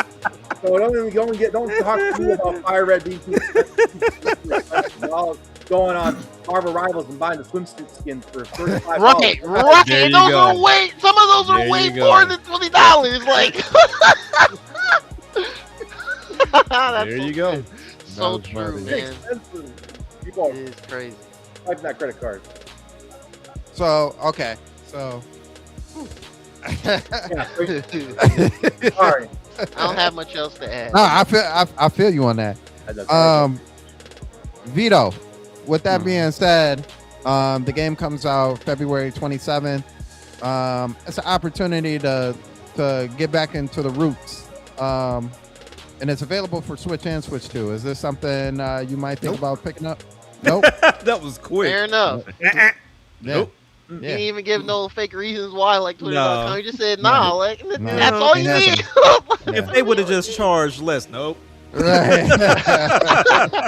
No, 20 It could have been free. I ain't touching it. What about for $10? Would you still pick it up for $10? Right. Not for Listen, $1. we're trying to look out for you and make sure because Right. we want better for you. I understand, Right. you know. You forget I lived it. I think I had. That's right. I have back in the day. I didn't like it. I didn't play it that much. That's how much I didn't like it. But I had one of the colors. But anyway, the roots of it, like playing it that old style, I can't. I'm just like Jack. Like it's plus, you know me. I've been away from Pokemon for so long. Being reintroduced the way it's been for the last couple of years, yeah, I can't go back to that. Correct. Yeah. Yep. I It's feel tough. So a follow-up question I actually got for you specifically, Vito. A couple weeks ago, we were actually talking about the Pokemon Park opening up in Japan. Do you think this is with Champions possibly on the horizon? Do you think this is kind of help to add a little flavor to some of the park with people bringing their Switches and games? I think that was already happening. You know, they was bringing their Switches and all that other stuff.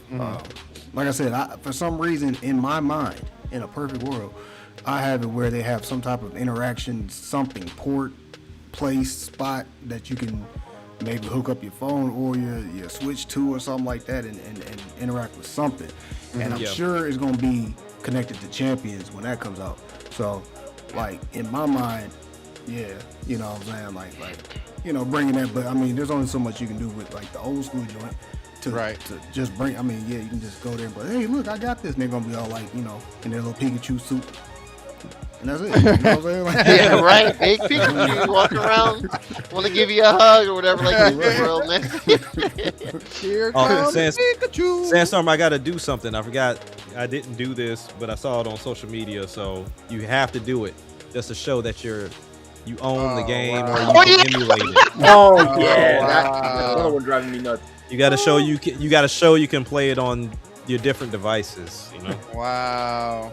You guys are paying $20. I got it for free. Yeah. Yeah, that's right. Here's me fighting a Weedle. See, I'm playing. Right. You are level Best game 6, sir. And I didn't pay it. It's been free for me. Put about 200 hours in here. Why are you only That at one level Weedle. 7? What happened? Still in Viridian Forest. I'm so far Okay, into the game. Why have you not gotten a badge yet? What Right. happened? Well, that's different. I'm trying to get the shiny Charmander. Okay. For Black Charizard. All right.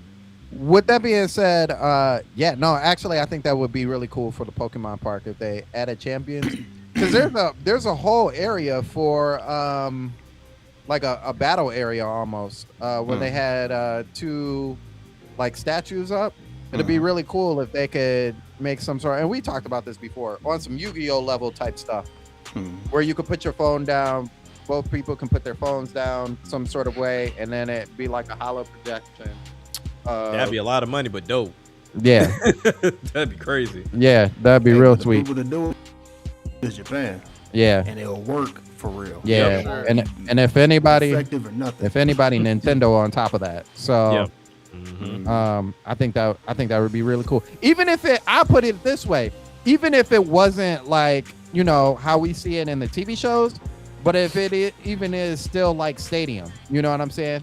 But you have two holograms of like the 2 or 4 Pokemon, and they just do, you know, like, oh, he's about to do Blizzard, and then you see the Dragonite do Blizzard, but then the other character goes, ha! You know what I'm saying? That stuff that Vito, is it Vito or Jack who don't like that? Oh, me? Yeah. I don't like that at all. I can't stand it. And it's not just Pokemon either. It's all of these games. It's like if I have a sword and I am just slashing and you just and then there's nothing. I'm like, bro, I cut you. I cut you. Like, what are we doing right now? Like, it's crazy. But that's me wanting just too realistic in itself. But at least with Pokemon, make contact, bro. Yeah. Like, Seismic Toss was always one of my favorite ones because they depicted Charizard taking you up outside the world, around the world, and then coming and just dropping you on your skull. But in regular Pokemon, it was just yeah, you do the screen might shake a little bit. No, yeah, it just. It's not the reason why I like the Legends games. They put in a lot of effort in the animations and the attacks. Mm-hmm. Yeah, they punch each other. Yep. So with that being said, we are so actually about Fire Red and Leaf Green. I do plan on picking it up as well. If you guys are planning to pick it up, let us know in the comment section below. Hopefully that leads to some of the future games, or earlier generations, but future games coming out. Like we said, as Leaf, Silver. Ugh, I'm all over the place. Yes. Heart Gold, Soul Silver, as well as the Oris games. Hopefully, fingers crossed. Fingers crossed. That's the way that we're moving. So, quick question for everybody. Similar to what I said earlier, why do you think these games out of nowhere? Oh, I could tell you why. Okay. Easiest way. So I'm gonna say that Nintendo had to look at their financials, and I'm not gonna say that it was terrible. I think they did well. This is often the conversation that comes up, as well as any other conversation that comes up that speaks negative about Nintendo. But one of the main things that you can't really run away from is your own financials. Okay. And they felt like the financials didn't hit to the number that they were hoping and looking for.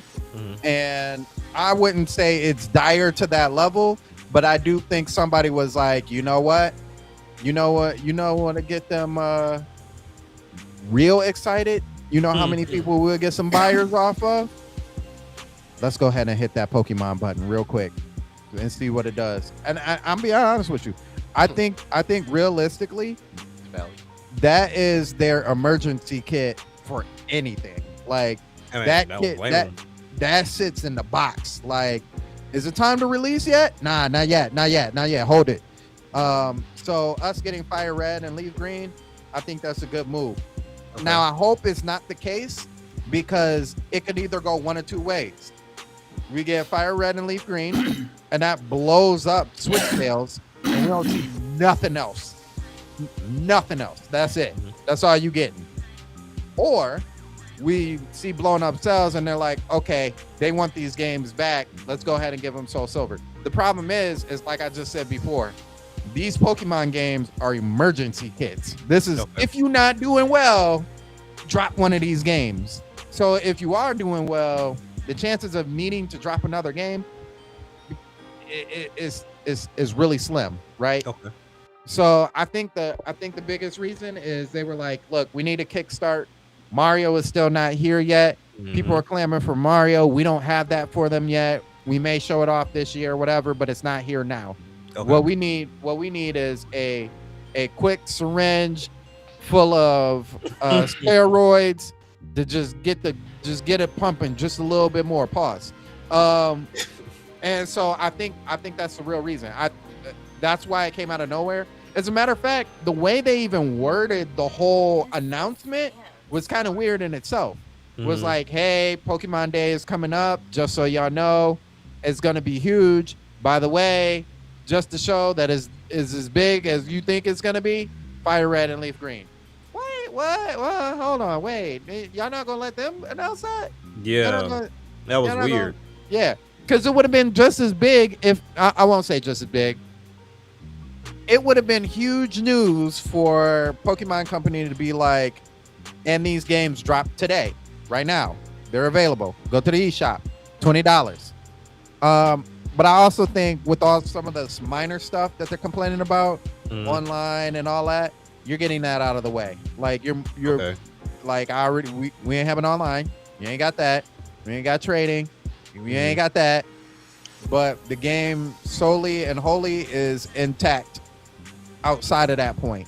Make sure Right. you go pick it up. And guess what? We also have other content just as big as this coming for the Pokemon showing. I think it would have been almost not bad publicity, but that would have been the biggest glaring thing over all the other stuff that would have okay. came out.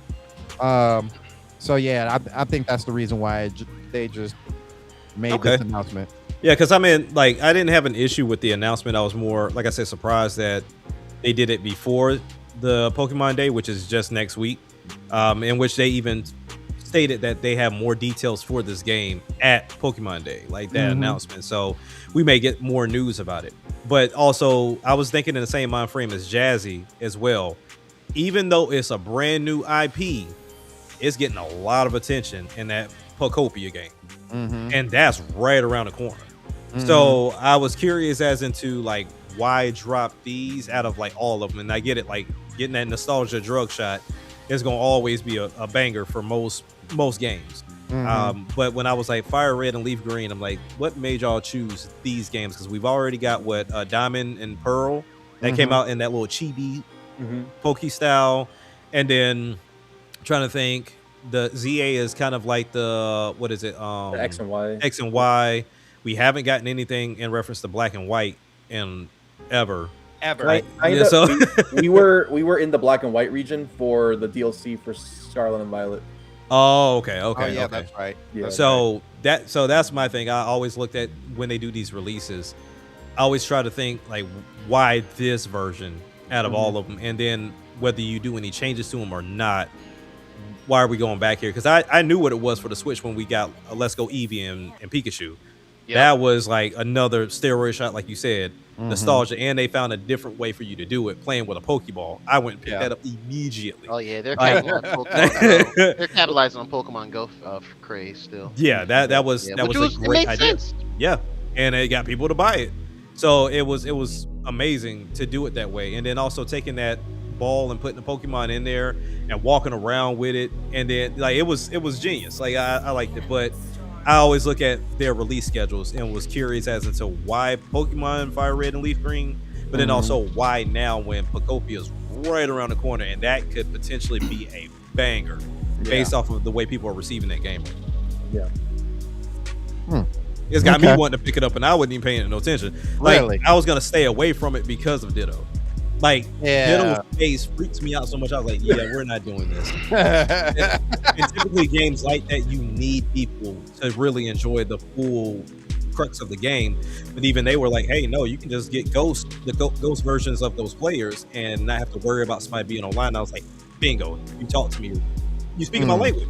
You speak my language, because sometimes the people that I do play with is either they're at work when I'm not, or either they're like, hey, I'm just not feeling it today, or hey, we all got spouses for the most part. So it's like, all right, cool. I'm with the lady, my lady tonight. I'm like, well, I was with my lady last night, and I'm trying to play tonight. Like, what's so it's Man, the juggle is crazy. the juggle. So it really comes down to if you can provide me something like that, similar to I've always loved how Forza does. Forza has the ghost of how you play. And so it's like, okay, whenever I get on there, I'm racing, and it's like, oh, you beat your cousin by this many points, or beat him in this race because this is how he races. I'm like, yeah, we're competing with each other, but we're never on at the same time. Yeah. So I like that idea of me having other people that play in those islands or play online, and they don't necessarily have to be there, but I can still enjoy the fact that they could be there. You know what I mean? And that's what kind of strayed me away from stuff like It Takes Two and all those other games, because you got to find people to genuinely play with you, and that's pause, and that's just what it is. So, all right. If you guys have any more thoughts about the Pokemon Fire Red and Leaf Green, make sure you leave a comment in the comment section below. Whether it's on live or post video, we'll make sure to hit you back as that. But our last conversation for the night, and this one's the big one. I'm actually going to let Geronimo handle this one since you were the one who actually threw up the news. Yeah. Xbox boss Phil Spencer is retiring along with Sarah Bond. Why? Why are they retiring? Geronimo has the answers here. I mean, I'm gonna tell you, you know what? For anyone that's seen Pirates of the Caribbean, the very first one, there's a scene where Captain Jack Sparrow's ship gets messed up and it's sinking slowly, and he's really unfazed about it. He's just kind of like, I'll find a way to get me another ship with a new crew, this and the other.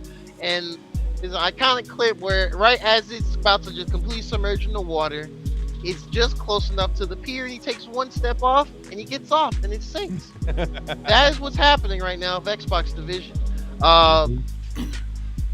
Phil has come under scrutiny for how long has it been? It's been over a decade now. I forgot. It's been a long time now. A long time. He just hasn't righted the ship at all.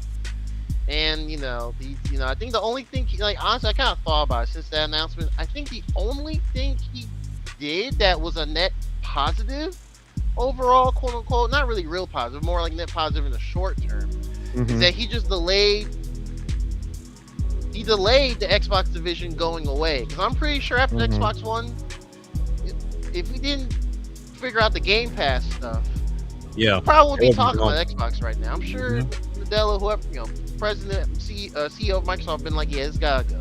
It's always in the red in our financials. You ain't making no money. Gotta go. Whatever. So, yeah. He dipped. As a matter of fact, he's not even given like a grace period like Doug Bowser did last year for the end of 2025. Jim Ryan did them years ago, and he got out of there because he was making some weird steps there. He said, "No, I'm out like this week. Like after this, no more." And then not only that, Sarah Bond, who I believe was the president of Xbox, just like pretty much one of the next, supposedly next in line of everything to Phil Spencer being the head of everything. She just outright threw the deuces. She said, "Peace out. I'm out of here. I don't want to be on this sinking ship either. I don't like, I gotta get up out of here too." So she's gone too.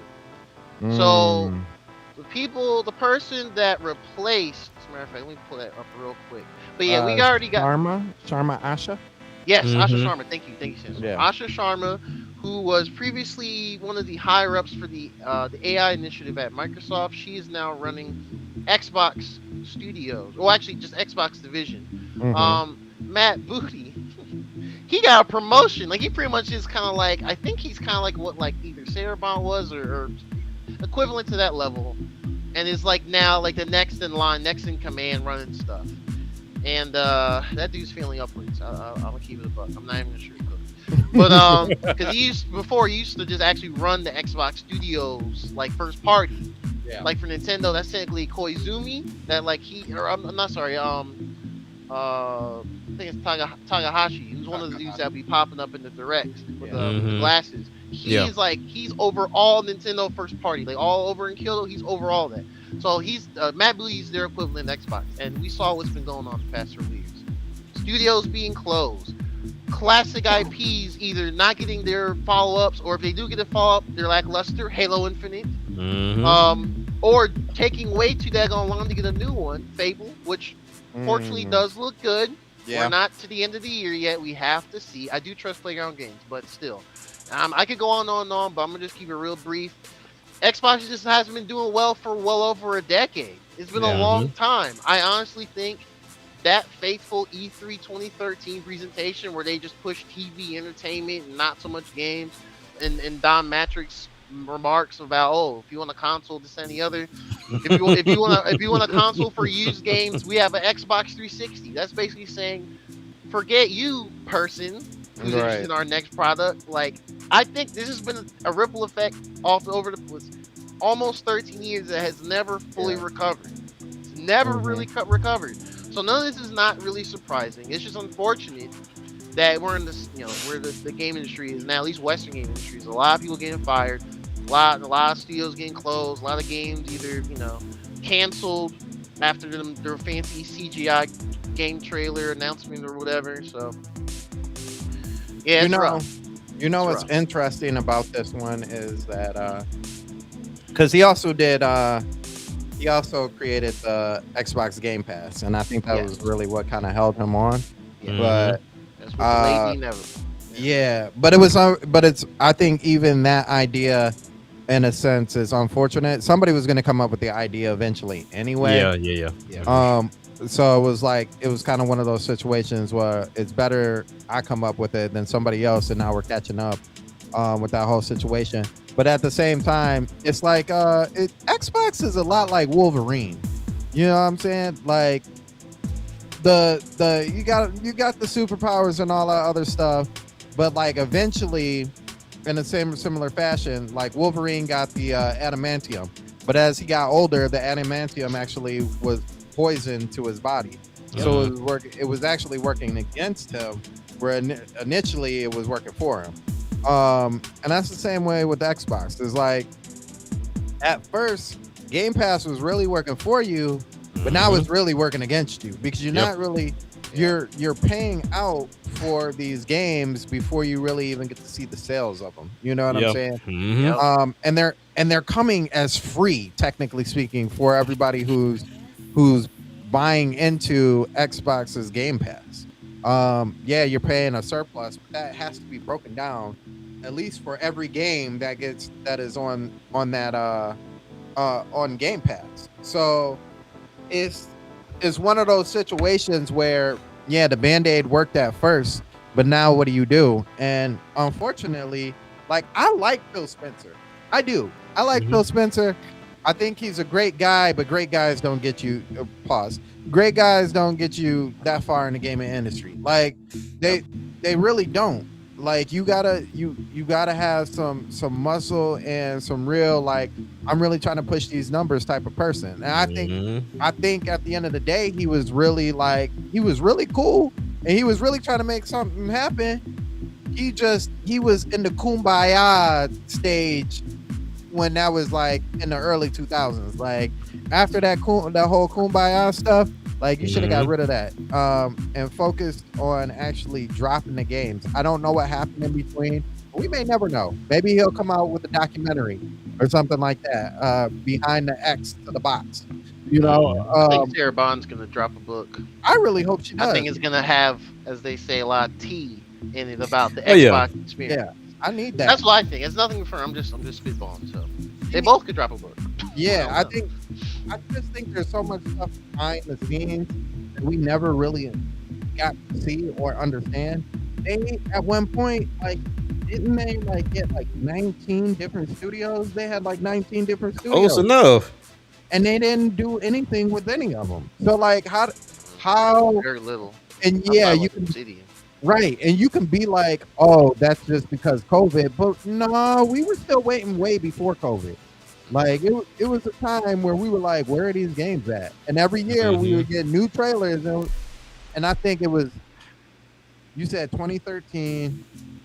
Okay, so all through the 8th generation, towards the end of the 8th generation, that's when it started like trickling down, right? Like they were still getting the games that PlayStation was, but like towards the end of the 8th generation, you heard a little less and less about Microsoft. And then they dropped the new Xbox, and immediately it was, we got the most powerful console, but it was like, where are the games? And then we heard less and less. Y'all got all these developers, all these games under your hood, and less and less and less and less and less. So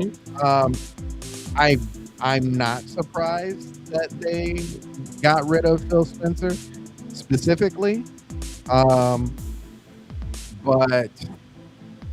and I really hope with the new CEO, I hope she takes advantage and like really brings Xbox back up, because it really cannot, and specifically it cannot be two Japanese companies by themselves. No. But it really cannot be just Sony and Nintendo out here doing things, because then that's going to turn into something that we really, really don't want. Yeah. It's going to have an effect big time. Yeah. We need Microsoft. I mean, we definitely do. And, you know, if they were, you know, God forbid they were to go away, people would stop clowning like, oh, I wish they were still here. I'm like, but y'all realize you play a heavy role in this too. Because most people think they just get on social media and just be playing around. Like, but this stuff actually affects these companies sometimes. Yeah, right. Like, think about how many people walked away from games solely because they like your content or they like what you talk about. So they will genuinely just not touch it because you told them not to. Now, that's very fickle, but hey, that's most people. But it happens. So at the end of the day, I mean, hopefully they can find a way to turn around. Me seeing Phil retire and then Sarah walking away lets me know that this can't be going in a good direction. And the only reason why I say that is because we know Phil to be a gamer. Like, Phil understands what's going on, but one key thing I think a lot of people tend to miss, and I understand why they miss it, because they always go towards the face opposed to looking at the actual tiers of the company. You can be the face of something and want things to happen, and the company just tell you straight up no. Like, that's not the route we want to go. That's not cost efficient. That's not what we plan to do. And you're just falling on deaf ears, and therefore you're now taking all the blows while you have better ideas and you're actually trying to listen to the people. I think that was something too that, you know, a lot of people thought for a minute with Nintendo that Reggie was making all the calls. I'm like, Reggie wasn't anything but the face and the voice of Nintendo of America. Right. Not Nintendo of Japan or Europe or anything else, but for Nintendo of America. And so, like, while he did advocate for one or two good things, he honestly doesn't have much of a say-so on anything. Same way Phil Spencer doesn't, same way Sarah Bond did. Like, you can have these very important sounding positions and have nothing. I can tell you right now, at my job, I am an assistant vice president. You'll like, dang, Jack, I don't decide nothing, but who signs the paychecks to my directs? That is all I decide, sir. So titles sound important sometimes, and you just don't have the means to do anything. And within this gaming space, both Sony and Microsoft shot themselves in the foot by doing this power race. That should have never been a thing. Like, we should have never been in a power race. It should have been the race of who had the better game. Right. Like, even if you wanted to play like the Metacritic thing, like, oh, mine got a 9. Oh, mine got a 10. Like, if you wanted to do that, I think we would have got better results from that instead of trying to boost up all this different terminology that I would say comfortably say like 80% of your fan base don't understand. They just digest it from somebody else, and that person didn't even really understand it. So now everybody's on these stupid terms, a la generation conversation. We're still going back and forth on whether the Switch is the 8th or the 9th generation. Why? Like, so right. These are the things that tend to happen, and sometimes we don't even understand that we're the cancer for gaming sometimes, in the sense of how we talk and how we move and how things are done. And like I say, Microsoft has their fault in this too, because they were off to a fantastic start with the 360. Granted, the Red Ring of Death kind of put a damper on that in a way. But for you to turn around and go with the next console, and we didn't really have any new games for real, other than like with Rise, Son of Rome, Dead Rising came back at that point in time, and we had like a few games here and there, and they relied too heavily on third party. But to me, regardless of the presentation, I like the Xbox One. Like, the Xbox One to me still is one of the better consoles, solely because, one, you could play your games and then also have like a picture-in-picture situation from your cable. Imagine what that is now with Netflix, Prime, or Disney or whatever. Like, you got something up top going on, whether it's a game or whatever, and you're playing your actual game. You don't have to worry about having two different screens or flipping back and forth. But then also, too, the Kinect could have been something so much better. Granted, you only had Rare working on it for the most part, but it could have been something amazing. You know, they could have invested a little bit more time in it. And that generation, I really, really, really thought they were listening to gamers and starting to see the trend of streaming. Because we had streaming on those consoles, and it never came back. Yeah, true. So I was like, okay, I mean, we thought you had it, but it is what it is. But all in all, I hope they stay around. This new lady that's in charge, or for the most part seems like she's in charge, Hopefully they figure out what to do with Xbox, but really I think the answer is on the wall, like games, and I mean like a diverse set of games. You see what Expedition 33 did, like that did amazing. People loved Sunset Overdrive. Now granted the sales didn't speak to it, but it was people loved it though. But it was critically acclaimed. That's the point. But that's usually the case. Critically acclaimed games don't usually sell very well. Because if you think about the best RPG people talk about is Chrono Trigger, and that game sold like doo-doo. So it's like, it's just one of those things. But ultimately, I want them to continue to succeed because we need them around. And if they're not, then go and put some money in the Sega's pockets and let's get this Dreamcast 2 popping. So now let's do that. Now we're talking.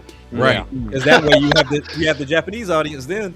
Because really, they don't deal with you because you're an American company for the most part. So if you go and you back Sega and just put their name on it, like, hey, Sega, it's your console. Really, it's not, but it's your console. Right. That'd be cool. That just get the warm and fuzzies back. But yeah, for sure. Yeah. I do want Xbox to succeed. I don't know. Yeah. I don't know. We'll have to see. Yeah. With that being said, it's so weird, man. I love these business moves because we got Microsoft still with the handheld, and I just argue with somebody who was a Sony person and not handheld. You know how ridiculous these conversations are getting now? So I just had this conversation, and tell me if I'm wrong. You know what I mean? Tell me if I'm wrong. Somebody was like, well, Sony is way better because we have access to Microsoft games. And I was like, oh, you know, Microsoft has access to your games too, right? They have access to Steam, which means they have access to your games. Oh yeah, but they got to go through a whole nother platform in order to do it. They got to use the handheld in order to do it. But the fact still remains the same. Like my point is still valid. It doesn't change what I said. Matter. Correct me if I'm wrong. But listen, I don't need to access Steam in order to play my Microsoft games. And plus, why would I get a whole nother device when I can just get on my computer? That's what you can do. Yeah. But what about everybody else? Correct. What about the person who doesn't want to play on their TV and who's got the handheld? They have access to your games too. But that's not the point. It kind of is. Stop moving the goalposts, right. man. So is your Love moving the goalposts. They love it. Is your point to say that they have to go through and use a whole nother device and like that's all you got? Like that's the only thing that matters? Or is it we have access to your games and you don't? Because in one sense you're wrong. And the other one, that really doesn't matter. That's like saying, listen, look, I got a red shirt. You got to go and buy a red shirt. Yeah. Who cares? But you also had to go buy that PlayStation too. Like it just doesn't like you're gonna have to purchase something. Right. Yeah. It's weird, but Sony fans have seemed to like. It's like now that Microsoft fans are down, it's like, oh, we got to kick the extra dirt on them. Yep. You know, but it's like, for what? For what? Y'all didn't win either. I'm just letting Really you know. No. Y'all didn't win either. But like, y'all still fighting with them, and y'all still trying to kick everybody else down. It doesn't really make sense. They should focus more on buying their first party titles, as we've been seeing. That's right. I love their attention is always on Nintendo and Xbox. Have you seen the sales for first party? And Sony do to step up. It's crazy to me. It's like I get it. Too. Sony games, I mean not games, but their consoles for the most part will always get into the 100 millions because they are now like the face of gaming or mature gaming, excuse me. So their consoles are gonna sell, but your software don't match. Like I should not your top 10 shouldn't be ball and gun games. It shouldn't. Like if I all right, Yote comes out, right? Oh, hold on, I got you. I just ironically looked that up. I was like, I wonder how much the sales are for this. You realize they were real quiet about that. They ain't said jack diddly about Yote. 3.3 million. That's a slow day for Nintendo. Yeah, Right, right. Pro Day. That's a Metroid. That's a Metroid Prime 4. Yes. No. There you go. That'd be nice. That'd be nice. If that's so That's a bad. Metroid Dread for sure. Yeah, that's The Dread. Metroid Dread. Yeah, that's, Yeah, I that's mean- actually probably where Dread's at now. Yeah. But if you look at all of their franchises, like they should be through the freaking roof in attach rate. But most of their games do not have a great attach rate. But even if they do start selling, because they were talking about, I think I forget his name, like RGB or whatever his name is, that's really going heavy with the Sony stuff between him and Shadow. And he brought up Horizon. Oh, yeah. And he was like, yeah, across the Horizon games, they've sold 40 million. I'm like, you realize how many games that is? Like, Horizon has quite a few games if you stop and think about how many games have been released for the Horizon franchise. Yeah, the re-releases. Because you have what? Plus One, the first one, you have the second one, and they redid those. And then you also have the VR game, and then you also have the Lego game, and then I make sure I'm not missing one, but it should be Probably PC releases. the Yeah, they're PC releases multi-platform, too. too. But Yeah, you got the crossover. definitive editions or whatever they called them for the two games. You got the VR one, and you also got the Lego game. Across 4 games, you sold 40. Now, let's not get it twisted. Majority of those were on hefty sales or with bundles. Yep. And even when Nintendo does bundles, it's increasing the price of the console. If I can go and get a PlayStation 4 or 5 for $400, but then you say you pack Horizon in there and it's still $400, you're not getting anything from that other than a sale. Right. So that's where I'm like, it doesn't make any sense. And Horizon, they're going to keep pushing that game. They got the new one getting ready to come out, the multiplayer joint. I don't understand. Like, Horizon, to me, it didn't really click, and I blame Breath of the Wild for that. But it didn't really click, and I've bought all of them. I've bought all the Horizon games because I've tried them. I even did the VR one because y'all know I had a PSVR 2 at one point in time. Like, That's right. we tried it, and it just doesn't click. So I contribute to the sales, so I can't talk junk, and I contribute to all of the sales that's there. So I don't know. That game should be like at least 30. I would say 30 or 40 for at least one of them, and then the rest can sell whatever they sell.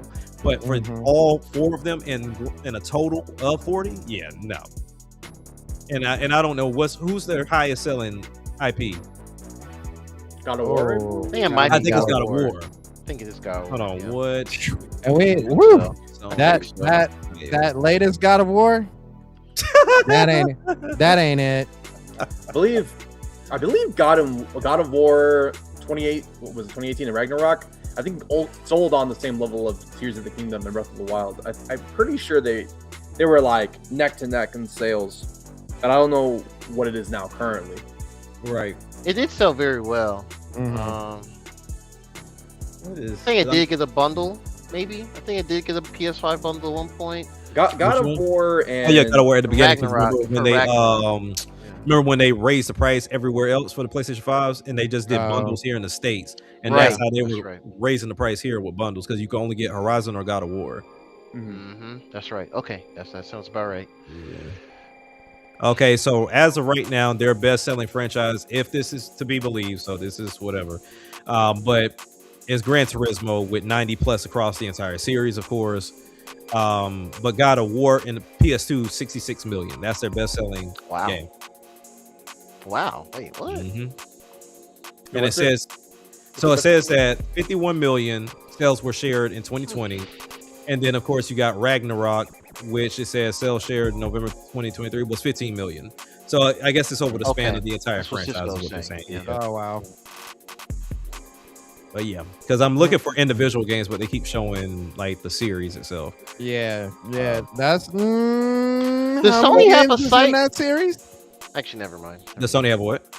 No, never mind. I was thinking of something else. Okay. So if you look at Sony's sales as a franchise, it's not as impressive as you would think the fans would make it No, out to be. they're not. You can look up the top selling franchises.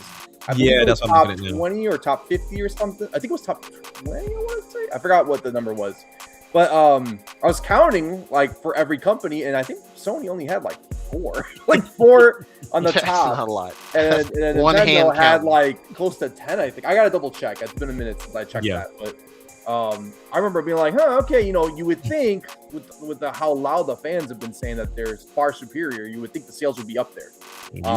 And you would think for Astrobot currently, like, if we just look at the most recent situations, like we just looked at Ghost of Yote, what happened to Astrobot? Like that, I'm not, like you said, Jack, I'm not talking that smack. And I bought the game. Yep, me too. I have it, but the majority of Sony fans who are streaming the loudest haven't. So I'm like, all right, so calling me Nintendo shill, I bought the Astrobot game. I bought all these Sony first parties. Whether I played them or not, I bought them. Yeah, me too. At full price. And a lot of people who are hyping up these Sony games and taking the big dookie on all the other platforms are not putting their money towards it. So a lot of them are just fake gamers. A lot of fake gamers, a lot of fake outrage. The sale numbers don't lie. Like, they don't. If you over years making up, scream from the rooftops that Nintendo's greedy, blah blah blah, and Sony's better, and then the sales are coming out, and I'm just not seeing it. I'm not seeing it. Especially when Sony games go on major discounts, like what is happening here? Right. Sony fans are not buying their games, and it's like, oh, okay. And another thing, Sony is putting their games on other platformers. They're starting to have to leave behind the exclusivity because their fans are just not buying it. You're right. Yeah. Yeah, I'm looking at this list that Circana did. It was from 95 to 2025, and as far as, and this is accounting for physical and digital for PlayStation games, and out of this entire list, it's just Spider-Man 2, and Miles Morales. That's crazy. That's actually. I mean, I enjoyed all those games, but that's in itself crazy because that's still just a license, a really huge budget license. I mean, majority of these are Call of Duty. Like majority of these are Call of Duty. And that's again to the point. That's still by default the third-party console. Now, I saw somebody say this. I don't know if I didn't fact check it, so I don't know. But is it true that Square Enix entered like their very dark era when they tried going exclusive with Sony? Was that true? Where they were like having the worst times with sales and stuff? I heard people making that claim, but I haven't fact checked that. I thought that's what led into them being that's what led to the multi-plat stuff. Yeah, because that's what they were saying, that like the exclusivity wasn't working at all. So it wasn't working out. For recently, like Final Fantasy 7 recently, yeah. Because I mean, it crushed for PlayStation 2 for sure. Yeah. Because I mean, you think about the Kingdom Hearts series blew up. Oh, absolutely. Yeah, that was major. That was huge. And then that was like, we got Final Fantasy 10 at that time. 10 and 10-2. As much as people didn't care for 10-2, it was still a good game. So I'm at Square 8 on PlayStation 2, but it was like once we got into that HD era. Yeah, 3D. Yeah, they weren't as big.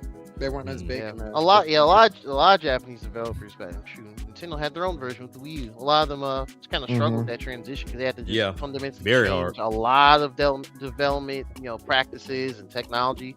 So it was like a growing pain. I think that's partially why they kind of just went with Xbox 360, probably because they probably got like a bag of money tossed towards them for that. But that's probably why they kind of went with that, just to help ease with that. And that became a trilogy, so So I don't know, man. It's one of those things to where Xbox, Microsoft, y'all got to do something. And granted, I know what they're doing, and I've been singing it from the rooftop for years. Like, Xbox is not going anywhere. Let me be very clear. But the idea of what a console is out the door. Like, it's gone. Like, for them, they're kind of similar to what you said, Sandstorm. Their next console is essentially erasing that whole argument about what PlayStation has Xbox games. Like, it's wiping it out. Because at this point in time, and it kind of confuses me because I'm looking at like some very smart content creators that still haven't put 2 and 2 together. Right. They're reading some of the articles about what this next Xbox is going to be. And they're like, oh, we wonder how Xbox is going to do it. Like how Microsoft's going to do it. I'm like, look at the Steam Deck. Steam Deck does that. Steam Deck has you go straight into big picture mode. And then if you want to, you can go to desktop mode. That's essentially what they're going to get ready to do. They're going to be on the main hub to where you can put your Xbox games in there. I don't know how far back it's going to go. I think that's going to be the kicker right there. Because if they come and they tell you, hey, you can put your 1 series and 360 games in there, I'm like, wait a minute now. Like we Everything Yeah. is still. Hey. Potential is still pretty huge for sure. yeah. I think it just depends on what technology they use to leverage those, being able to play those games. Like, is it going to be running off the metal itself? Is it going to be like some form of emulation? Is it going to be what pretty much is Valve and Steam Deck has done with Proton? It's going to be some sort of a translation thing over to Linux or whatever. There's going to be Windows operating system. So I think really it's going to be a heavy emulator. I mean, because you think about now to where, like, for example, the emulation that they were doing for backwards compat going into like the Series X and S, right? A lot of people online have taken that very emulator and allowed those of us that have a modded 360 to play Xbox emulation, Right. like off of that Xena emulator. So that's one of those key things that I'm pretty sure they're going to hone in on, and they are going to knock it out the park. Now, of course, there's going to always be games you can't touch due to licenses, but outside of that, that's where the PC part comes in. And because you are Windows, you can go back quite a ways and play these games. So I don't know if you can get back into like the Windows 98 days, but nonetheless, I'm pretty sure you can get pretty deep in that bag for games that did have PC variants to them and play them at that point and possibly have it all in this gaming hub. And if you want to get into tinkering, if you want to get into emulation, if you want to get into making things work a different way, switch over to the desktop side, do that, and then it'll reflect on the other end to where now the difference between the two would be, I don't know too many people that deal with Linux, but I know everybody and their mama deal with Windows. So it's like it's going to be a lot easier to mess with and tinker around with than it is with Steam Deck because of Linux.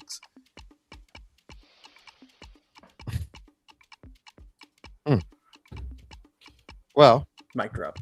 Yeah, I was. No notes. I mean, really, no notes. No notes. Yeah, I think it's gonna be as far as PlayStation and everything that they've got set up. We already talked about how it's being pushed back to 2029. I think that's a smart idea.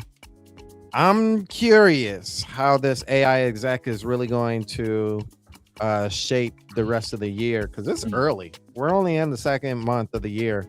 I'm wondering how that's going to shape up, and as a matter of fact, because of that, I'm actually really curious how our month for gamers Christmas, aka Summerfest, aka July ye old E3 time, is going to look and shape for Xbox.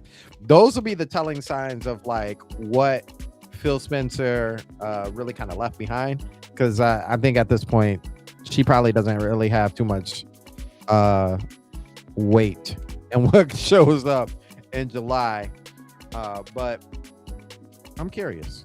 I'm hoping that this will bring a comeback for Xbox.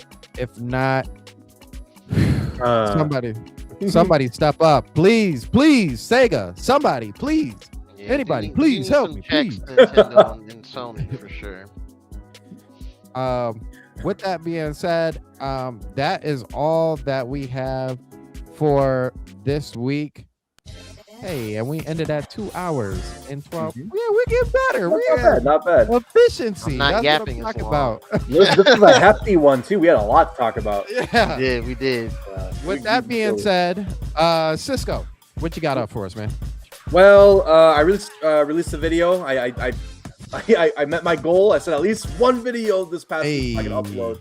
I have a new head on my shoulders about doing content going forward. I think what I'm going to start doing is no shorts on the channel anymore. I'm going to do shorts on TikTok and Instagram, and I'm just going to be like, I've been seeing a lot of these other creators that have been doing really well where they just have like the gameplay up there. They just have their cam and they just say a take, and I'm like, you know what? I could do that. So I'm planning on going in that direction and then sticking with long form content on the YouTube channel. I got a video coming up. I'm going to be talking about the fire red, leaf green stuff. I'm really excited. Nice. I'm going to be making fun of everyone, like how we did in this podcast. But yeah, and then Pokemon Presents coming soon, coming this upcoming week. So next episode on this podcast will be pretty juicy. I'm assuming because we're gonna have the Pokemon. Oh yeah. I'm expecting big things. So yeah, excited for that. And that's it. That's everything. If I can get, oh man, I need that sound effect. Which That's one? gonna be the dopest sound effect. I need Robin from Pilot Wing 64. Oh yeah. I need one of those. I need one of those. Oh yeah. Yeah, you gotta get your stuff queued up. You gotta have like a list of them at this point. I think I didn't I send you guys a package. I think it's in there. I think I have an oh yeah in there. That's in there? Oh man. Yeah. Yeah. Wow. I'm gonna have to go back into our Yeah, there's a folder. I sent some folder, and then there's like the logos and stuff, and there should be a folder in there that's audio, like sound effects and I'm definitely catchphrases. I gonna think I'm pretty sure oh yeah is in there. We gotta check. Oh man, I need that. Okay. With that being said, Geronimo, what you got up for us? Oh man, yeah. I'm still gaming a lot. I did get the actually it's been over here. I've been transferring stuff. But I did get the AYN Thor. So yeah. So I'm actually been getting things ready. I'm gonna be doing some videos on that very soon. Actually, probably this week. Very soon. And in between that, I want to get. There's some PC games that came out. I'm thinking of doing some like recording of the demos. The demos, not full games. And I'm gonna throw it on my second YouTube channel, which is really just for VODs and stuff I don't want to mess up the algorithm on here anymore. And then what I'll do is I'll set up a collaboration, so for everyone that subscribes to the channel, the main channel Geronimo, you're gonna see it, but you also see another one that's with this is Geronimo VODs. So yeah, feel free to check those out and everything like that. As far as the Nintendo side is concerned, I don't know yet. I don't have anything in the docket for Nintendo content right now, but stay tuned on the socials and I will mention it there for sure. Okay. All right, Jack, what you got up for us? Nothing. I really could be streaming. Like I really could. Honestly, I've been wanting to, seeing as I've been on this burn my days thing at work. So I've been taking like Mondays and Fridays off this entire month. So I could genuinely just plug my Switch up here and just like record some Xenoblade. But I don't know. I still want to do something gaming wise. But I definitely wanted to come on here and talk about the Pokemon stuff. But then also I want to just do a separate video kind of going over that, as well as kind of like the outlook of gaming in itself. Usually when I do videos for my channel, it's things that's up here that I want to get out because Twitter is just a waste of time. But ultimately I'll end up doing something. But as you already know, the main focus right now has been music. So I'll get everything. I'll do the video one of these days, but I want to do something that's a little bit different instead of me just sitting here in front of this webcam recording something. I want to do something a little bit different. And as soon as I come up with it, I'll release it. But until then, I don't have Okay. nothing. All right. Well, you know how we do it here on Stormcast. First, I want to say thank you to everybody who came through. Greatly appreciate it. Thank you, Brand Smith. Poison. Squared. Thank you, Jazzy, for coming through. Exodia, we see you. Jay Biggs was in the building. Also, shout outs to Vito. He had to leave a little bit earlier, but shout outs to Vito. Triple M, thank you for coming through as well. And Trinell. Oh, Trinell hasn't been in a while. And thank you to Prime for showing up, as well as RJ. Thank you so much. And my wonderful wife, J Mac, thank you for coming through. With that being said, y'all know how we do every Saturday at 7 o'clock, unless I say it's a different time, but usually at 7 o'clock. We have the Stormcast. You can find us here every Saturday, almost every Saturday. Man, I gotta start changing this stuff up. Anyway, with that being said, tomorrow is the Winging It Podcast. We are back for the Winging It Podcast. We haven't been in for a little while, so we'll be back with more conversation, and it'll probably be about some of these things as well. And then Monday is the Jill Podcast as well, so make sure you show up for that. And if you have not had the opportunity or chance to subscribe to any of the other Stormcast members, make sure you do so. Hurry up. Do it. Hurry up and buy it. Hurry up. Do it now. With that being said, Father God, thank you for this time that you have given us. We appreciate and glorify you for the opportunity that you have presented for us to talk with each other. We just ask and hope that everybody has a positive mental mind state going through this next week. We cherish you, we honor you, and we give you praise. In Jesus' name we pray. Amen. Amen. All right. With that being said, we'll see you guys later.